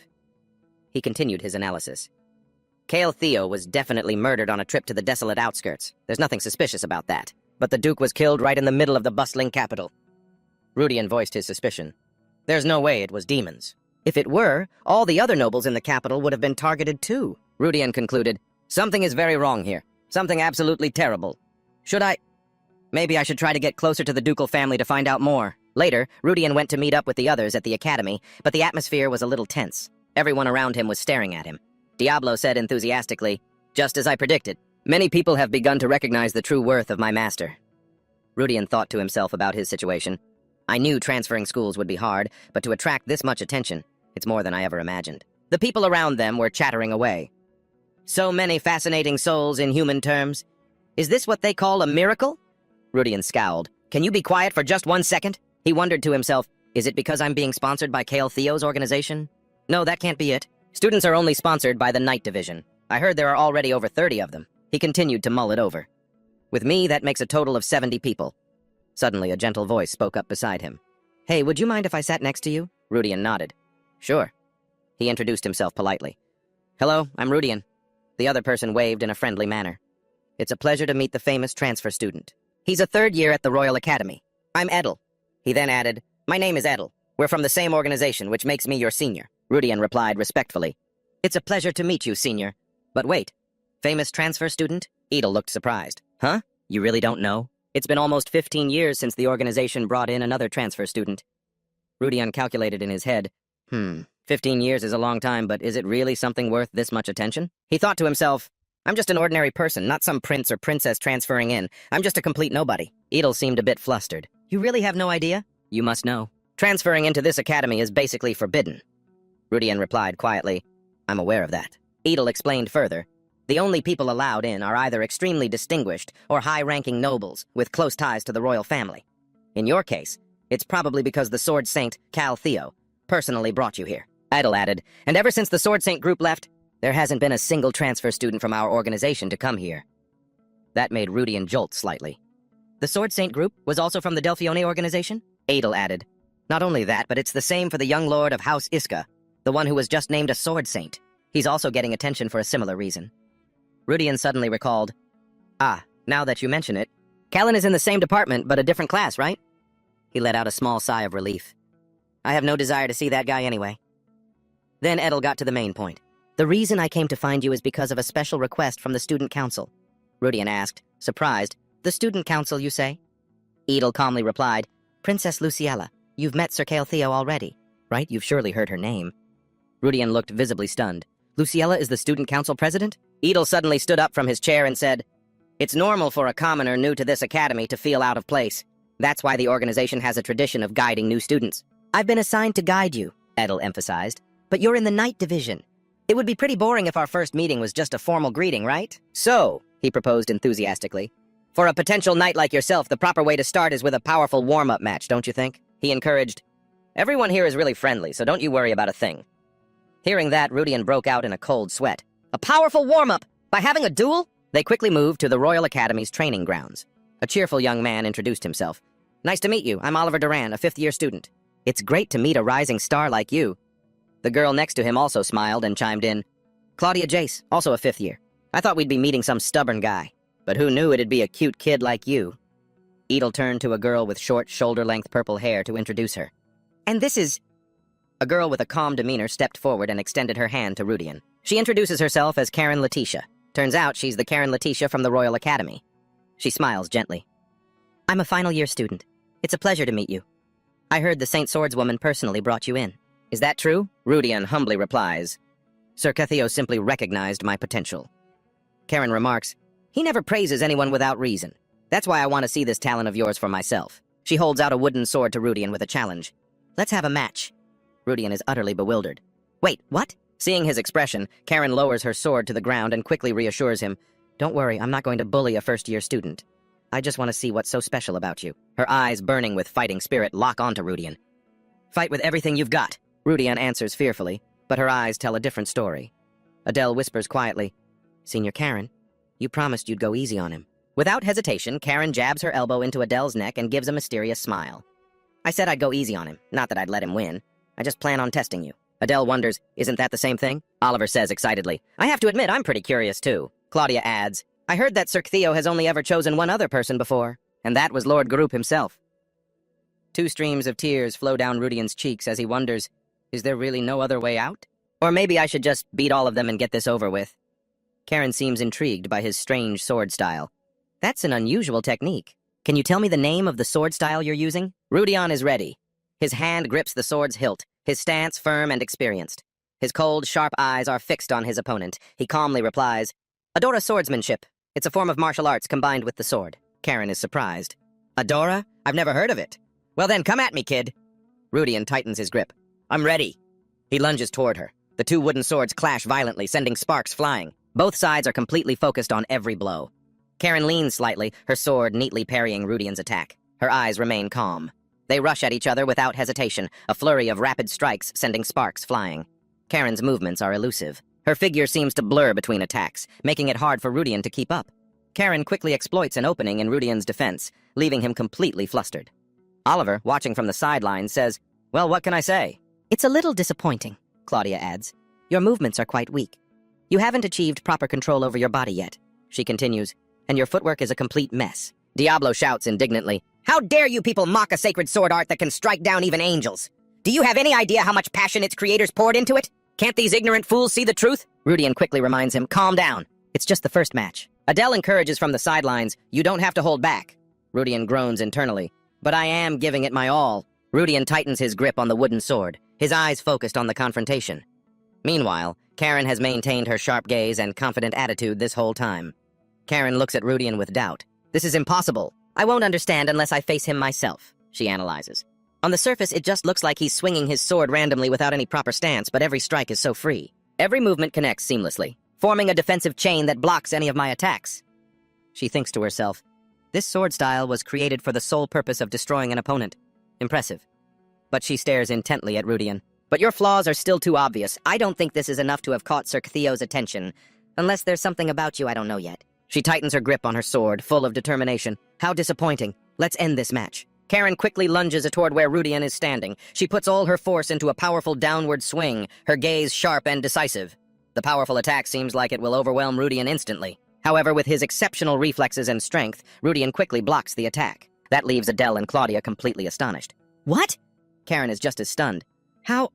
She's flabbergasted. That was an attack enhanced with mana. No one can block that unless they also use mana, which means, after blocking the attack with sheer strength, Rudian shouts, That's cheating! Senior! After that, he quickly swings his sword to knock Karen away, catching her off guard. Rudian feels a sharp numbness in his arm. Did she really channel mana into a wooden sword?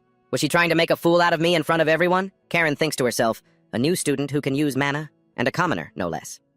Karen has a revelation. So, now I understand why you were transferred here. That last move, I never thought you'd be able to block it. She lowers her sword and bows to Rudian. I apologize for challenging you like that. As a senior, I shouldn't have used mana in my sword, Rudian replies bluntly. I hope this doesn't happen again. He thinks to himself, I'm sure Luciella recommended me with good intentions, but her judgment of character is terrible. Karen makes an offer to make amends. To make up for this, I will grant you one request. Will that serve as proper compensation? What was I thinking using mana on a first year? The 3 people outside were stunned. Senior Karen is apologizing? He blocked an attack infused with mana? But then Kepler strode forward with an icy gaze. What's all this noise? Karen Adele hurriedly explained, I was carrying out Lady Luciella's mission to guide the new students, Senior Kepler. The thing is... But Kepler glanced over. One look is all I need to understand. You got arrogant, wanted to test his abilities, and got countered, didn't you? Karen turned to Elvin in surprise. Then Kepler turned to Rudian and said, It's not like she did it on purpose. My apologies. Rudian tensed up. Elvin Kepler. He remembered. In the story, Xeon's Chiller, Chapter 2, The Great Psychic War. Wasn't that the name of the clan that opposed the main characters? Why? And I'm pretty sure in the original story. A cheerful Kepler introduced himself. My name is Elvin Kepler. Rudian looked at him suspiciously. Isn't he the one who supports the final boss? Elvin sighed and pointed at Karen.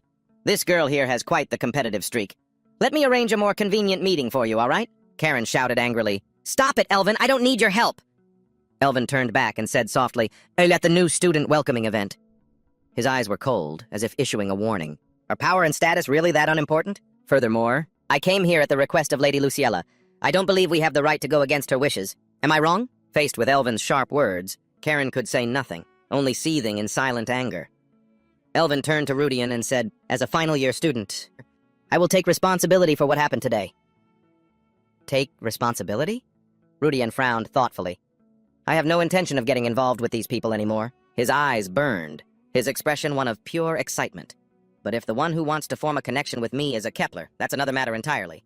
Rudian hid his exhilaration, behind the friendliest face he could muster. If you say so. Back in his room, Arcadia asked with suspicious eyes, Master, you seem a bit more agreeable lately, don't you? Rudian, rolling around on the bed with a satisfied expression, said, I admit I have been feeling a bit more relaxed, but what can I do? When things are this comfortable? Who knew that getting away from Kalen would be this blissful? Arcadia reminded him, Weren't you planning to investigate Elvin Kepler and his group today? The thought of it immediately soured Rudian's mood, his face darkening. That's right. Elvin Kepler. I never thought I'd hear that name here. He looked up at the ceiling, deep in thought. This is the only chapter where the war is between different factions, rather than good versus evil. He might look like a typical villain, but to be precise, he's not exactly my enemy. He was so lost in thought that his eyes seemed to roll back in his head. 3 days had passed, and still no news from Elvin. Thinking back on the original story and the events that have already happened, if my guess is right, then I have some idea of what he's planning. A cunning smile spread across his face. In that case, I'll make the first move. Rudian immediately sat up and asked the sword, Diablo, if we have to face the demons, can we borrow your power? The sword replied instantly, Of course. Kid. With its incredibly belligerent nature, the sword spoke confidently. I don't know what's happened in the last 10,000 years, but they dare to plan another invasion of the Middle Realm. Without me? How insolent! Diablo's tone grew increasingly out of control, cursing relentlessly. Are they trying to steal the glory I'm about to achieve? They all deserve to die. Rudian felt a little intimidated by the sword, thinking to himself, Are all high-ranking demon lords like this? Arcadia moved closer, wondering, You seem quite interested in them. Rudian looked straight at Arcadia and replied, If I can, I want to pull them to our side. Her eyes were puzzled. What is it about them that warrants so much of your attention? He chuckled softly. The Elvin Kepler I remember isn't just an ordinary knight. He's a psychic. Looking out at the view, he said, Right now, the Secret Association of Psychics has almost certainly begun to expand its influence beyond the royal capital. As Rudian understood it, psychic abilities lacked a solid theoretical foundation, which made them the target of ridicule and hatred from mages. But that very fact became a great catastrophe for humanity. It led the psychics to remain neutral during the Second Great Heaven-Demon War, resulting in countless casualties. Of course, they had planned on seizing, fame by dealing with the demons, but only after the mages' side had been weakened by them. By that time, however, the war had already been ended by the protagonist, Aben, and his companions. It was over.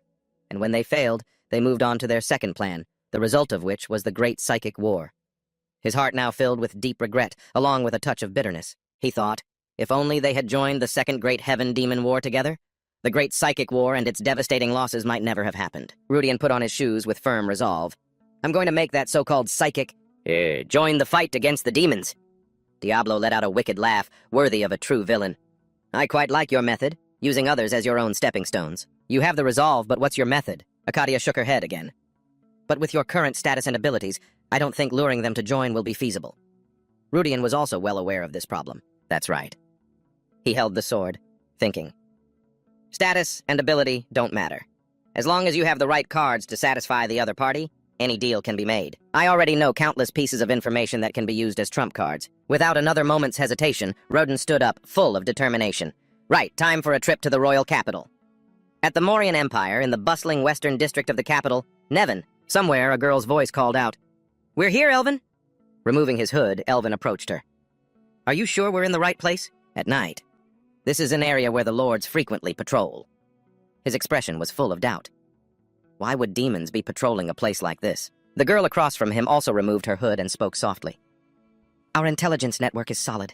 Anything related to the demons has ties to the temple, so this information is accurate. Her appearance was identical to Elvin's. She was also a student at the Royal Academy, a third year in the School of Magic Arts, named Maria Kepler, Elvin's younger sister. Elvin seemed a little uneasy.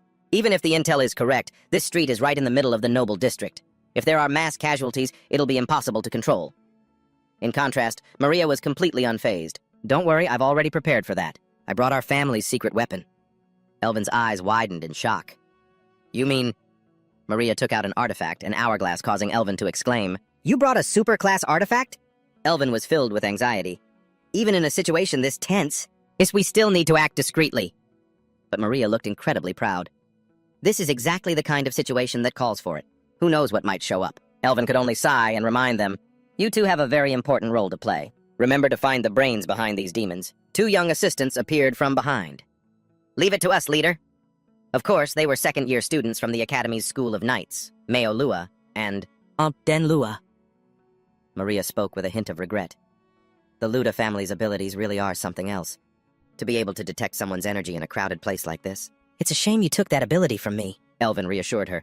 "Don't be like that, Maria. This is for our common goal. And besides, whether I took it or not, you'll be the one leading everyone sooner or later anyway." Meanwhile, Rudian had also appeared in the Mauryan Empire, in the illegal entertainment district of the capital, Nevin. Looking around, he could only remark, "Even the capital's underworld is pretty well developed." "This isn't exactly a pleasant place," Akadia asked about the next step. "What do you plan to do here, my lord?" Rudian replied, "Nothing, at least not right now." He must have already had a plan for this. According to the information he had, the underground syndicates were secretly building up their power. There was bound to be fierce territorial competition with the demon forces preparing for the Second Great Demon War, Rudian asked the sword. "Diablo, even though you're not of the underworld, can you detect any clashes between the powers within the capital?" Brimming with confidence in its own abilities, the sword immediately agreed. "Who do you think I am? Not even an entire city can escape my senses."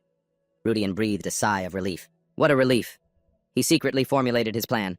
"The thing I'm aiming for right now is to accidentally get involved in the territorial dispute between the psychics and the demons.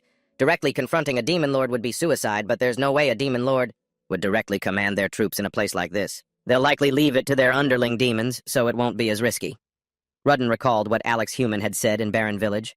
"I'm sure the letter has already been sent to Marquis Belsat." He thought, if I can get involved with that guy, it would be perfect. And of course, Rudian had quite a bit of information on this person. Gus von Belsat.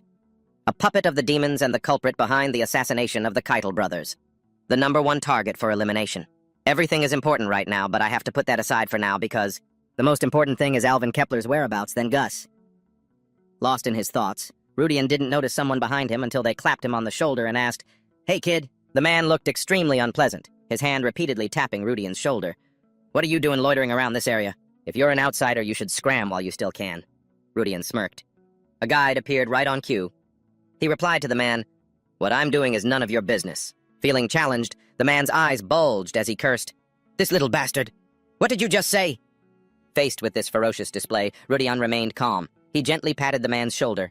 "Hey." Using the strength in his wrist, he squeezed the man's shoulder hard, causing him to collapse in unbearable pain. Trembling, the man looked up and asked, Are you a knight, sir?" Completely overpowering his opponent, Rudian commanded him, "From now on, if you answer my questions well, I'll let you go." He placed a finger on the center of the man's forehead and began to ask, "Lately, a group of nobles have been suspiciously hanging around the underworld here in the capital. Among them in particular is one with green hair. Or a student from the academy."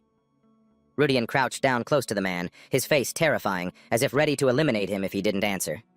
"Tell me everything you've seen. Everything you've heard and seen, don't leave a single thing out." In an alley somewhere, the Kepler siblings were talking. "That reminds me, I heard that Karen, the senior, got into it with a new student. It's the hot topic lately." "Yes, it seems Lady Luciella has entrusted that guy to Karen." Maria looked a little concerned. "Lady Luciella is quite fond of Karen. That's not a good development for us." But Elvin said, "We have to win her over. Or at least keep her neutral." Maria asked worriedly, "Is there a chance that new student could upset our plans?" Elvin hesitated. Well, he figured that the very fact Karen challenged his abilities and embarrassed himself shows the kid has enormous potential for future growth. But when it came to the possibility of him disrupting our plans, Elvin asserted confidently, "He's just a naive first year. There was no way he could cause a major upset." Elvin was confident that he himself would be the one to become the Sword Saint's disciple. If he had to be wary of anyone, it was Karen Letitia, the one who had been his rival for the past 7 years. Hearing that, Maria felt somewhat relieved. "I understand. With that said, the four of them continued on their way.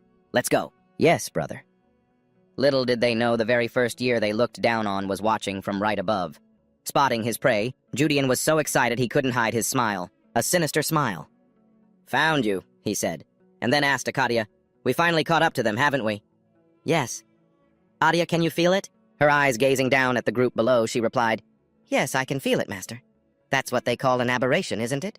It's hard to believe something so bizarre would appear in a place like this. This is quite a surprise, though not entirely unexpected. Judian knew very well about Elvin's younger sister, the most powerful psychic in history and the final boss of the Great Esper War, an existence beyond imagination, Maria Kepler. Judian then turned to his sword, Diablo. Is your stealth magic perfect? Though confident, Diablo still offered a cautious reminder. Normally I'd ask if you even need to question the power of a Venarian, but this time it's probably better to be careful. Judian, for his part, did not let his guard down for a second. That's right. If the Kepler siblings are taking action personally, then this is no simple matter. The three of them immediately moved out. Let's go. Time for the exciting part of our tour of the capital. Denluda had discovered something. The young boy pointed ahead and said, It's here! It was a grand theater frequented by many nobles, the El Granha Theater. Elvin seemed to have guessed who was behind the demonic beasts. So it's connected to that guy. Damn it, mages are always so full of themselves, and yet they have no idea what's happening right under their noses. He asked Maria, What are our chances? Maria figured the Marquis could be a demon or a lackey, but said, According to the records passed down in my family, it shouldn't be a major problem. However, we can't let our guard down. If there are many opponents, or if they fight with everything they have, it will still pose a challenge for us. The chances of a demon lord being in direct command are pretty low. We can only hope the Marquis is just a simple pawn. The four of them nervously followed the crowd and slowly entered the theater. As they went up to the upper floor of the El Granha Theater, they found the staircase filled with dark energy. Our prediction was correct. The Lua siblings pinched their noses in discomfort. I can feel demonic energy and the smell of blood inside the theater. How has no one noticed something this obvious yet? Elvin shared what he knew about the Marquis. I heard he's not just some ordinary merchant, but also a brilliant mage who was once chosen as a successor at the Magic Tower. He must have used magic to hide all the traces. Maria smiled, adding her own guess. This place is essentially a magic workshop. They passed through the door into the Marquis's room. He was already standing there waiting for them. What wind has blown the famous students of the Royal Academy all the way here? Elvin cut straight to the chase, confronting him directly. Drop the act. Did you really think we wouldn't know you're the one behind those pathetic thugs who have been bothering us? Marquis Gus Belstart. The man exhaled smoke from his cigar, a small smirk on his lips. We? So it was you lot. A member of the Theris Alliance, Marquis Gus Belstart. He also realized that the students before him were the very thieves who had brazenly raided his businesses, and then vanished without a trace. Elvin retorted sarcastically, The one who hired a band of actual robbers has no right to talk.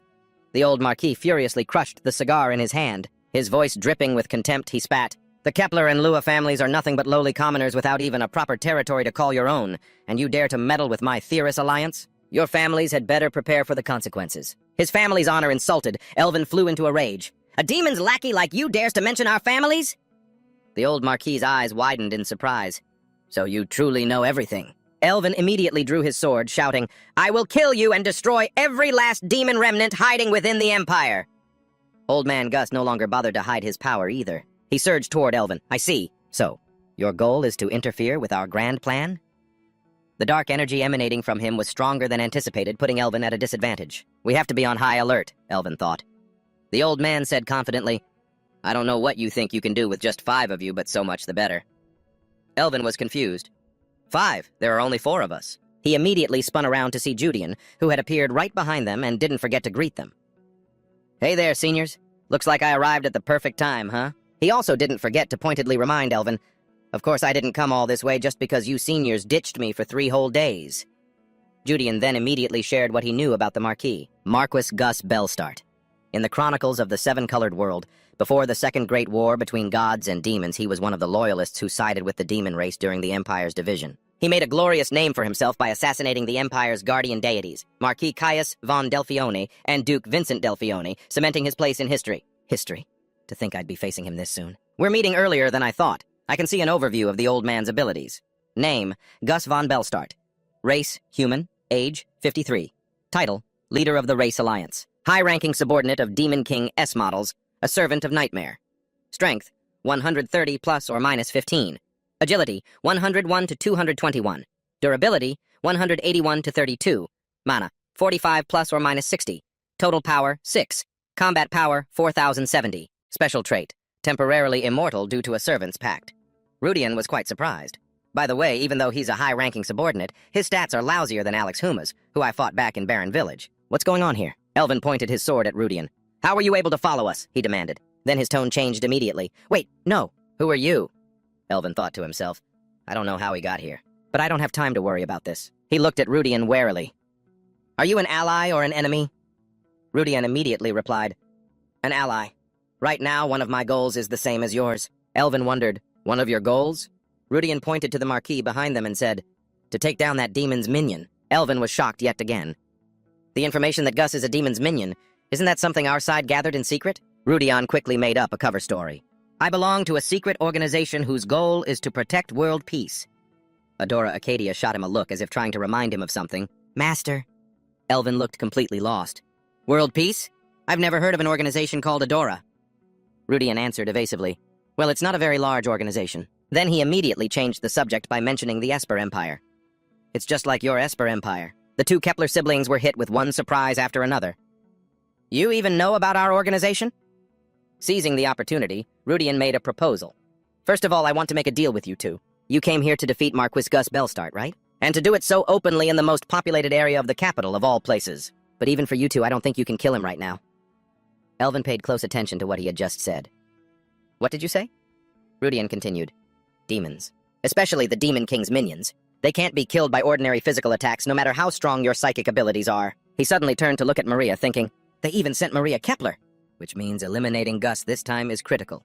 But her condition isn't perfect yet. After a moment, Rudian finally got to the main point.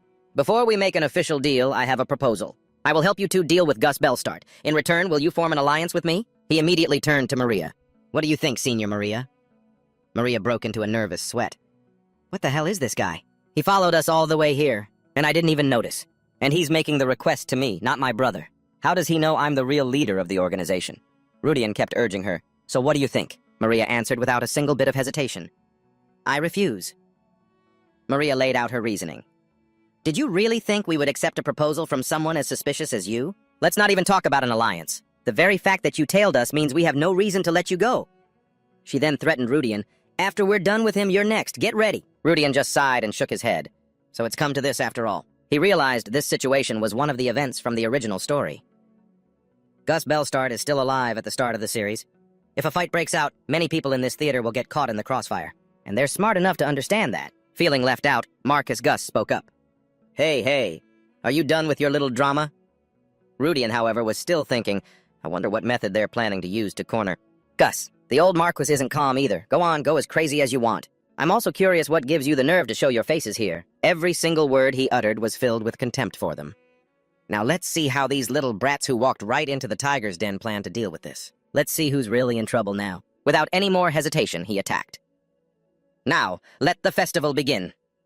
Maria immediately took an hourglass out of her pocket. She turned it over, and its power began to activate. The space instantly changed to a place filled with nothing but rocky mountains. The old Marquis realized it too. This is the effect of an artifact, a type of artifact that interferes with space. Not only that, but he also knew quite a bit about it. An extraordinary ancient artifact that even the masters of the 4 great magic towers would covet. It's truly like a string of pearls on an orc's neck. It wasn't surprising that he coveted it and intended to seize it. I'll be taking that. Old Gus created a deep, black orb of energy. Do you fools really think just changing the terrain gives you an advantage? How naive. Elvin and the 2 Lute siblings turned pale. Such mana. So there's no need to hide it anymore, is there? A large number of magic circles appeared, covering the sky. From within them emerged ferocious demonic beasts of all shapes and sizes. The group then learned another of the Marquis's identities, a demonic beast from the demon world. So he's a 1 million point imposter. The Marquis laughed maniacally. I have been reborn with power borrowed from them. Do you really think a bunch of brats like you can stand against me? Affected by the dark energy, his form changed to resemble a demon with colored skin and sharp teeth. Elvin, terrified, saw it with his own eyes. His appearance is changing? Rudian realized it wasn't just his appearance. His power had increased as well. That's right. High-ranking minions can temporarily transform into demons depending on the situation. He was also a bit concerned about the man's current power. I was wondering why he didn't seem different from Alex Huma, a mid-ranking minion. I completely forgot. The power overview panel had changed. Name, Gus von Belstart. Species, human. Age, 53. Title, leader of the Race Alliance, high-ranking minion of the Demon King S models, Nightmare's subordinate. Strength, 58. Agility, 50. Durability, 85. Mana, 352. Total combat power, 12,040. Trait, temporarily granted immortality through a minion's contract. Rudion was astonished. A combat power of 12,040? He's even stronger than the Samedran I fought in the dungeon. The Marquis aggressively declared, "I'll make you pay for messing up my nest. Because of your own greed, you should have just stopped at those petty squabbles over benefits in the alley." Elvin gritted his teeth, his face extremely tense. Is that even a demon's minion anymore? He's no demon noble. Maria warned, "Don't let your guard down. He's stronger than most demon nobles right now." The Marquis and his demonic beasts roared aggressively and charged forward. "Just obediently go to hell and reunite with your ancestors." Maria snapped her fingers. A magical barrier was erected. The demonic beasts that collided with the barrier were instantly destroyed. The old Marquis was stunned. How is this possible? I didn't sense any power from her. I was so sure that Brat's mana was only at a normal human's level. Maria's blue hair gradually turned golden blonde. She spoke, "You still haven't realized?" Even though he knew about her abilities beforehand, Rudion couldn't help but be surprised seeing it in person. Maria Kepler is an Esper who plays the role of a chapter's final boss. Even among the countless extremely powerful characters in the Fantasia of the Seven-Colored World, his eyes couldn't read Maria's abilities. The current user's ability cannot identify the target's information. Her current appearance reminded him of a line from the novel. This is how her fans described her: the Golden Empress of the psychic world. Maria declared majestically, "This place will be your grave." The Marquis couldn't believe his eyes. What? An ordinary human cannot possess that kind of power. Maria floated in midair, her entire body radiating a brilliant light.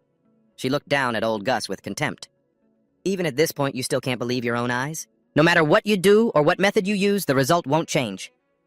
The immense source of power shook space itself. The Marquis ordered his demonic beasts, "Go! My minions, tear that bitch to shreds for me right now!" The demonic beasts charged forward frantically, baring their giant, sharp fangs as if they wanted to eat their opponent alive. The old Marquis's pupils constricted completely. The scene before his eyes became blurry. Am I seeing an illusion? Maria used her power to warp space itself. In that moment, the Marquis hurriedly spoke up to plead for a truce. Wait, let's make a deal." Maria paused, giving him a moment to present his deal. "A deal?"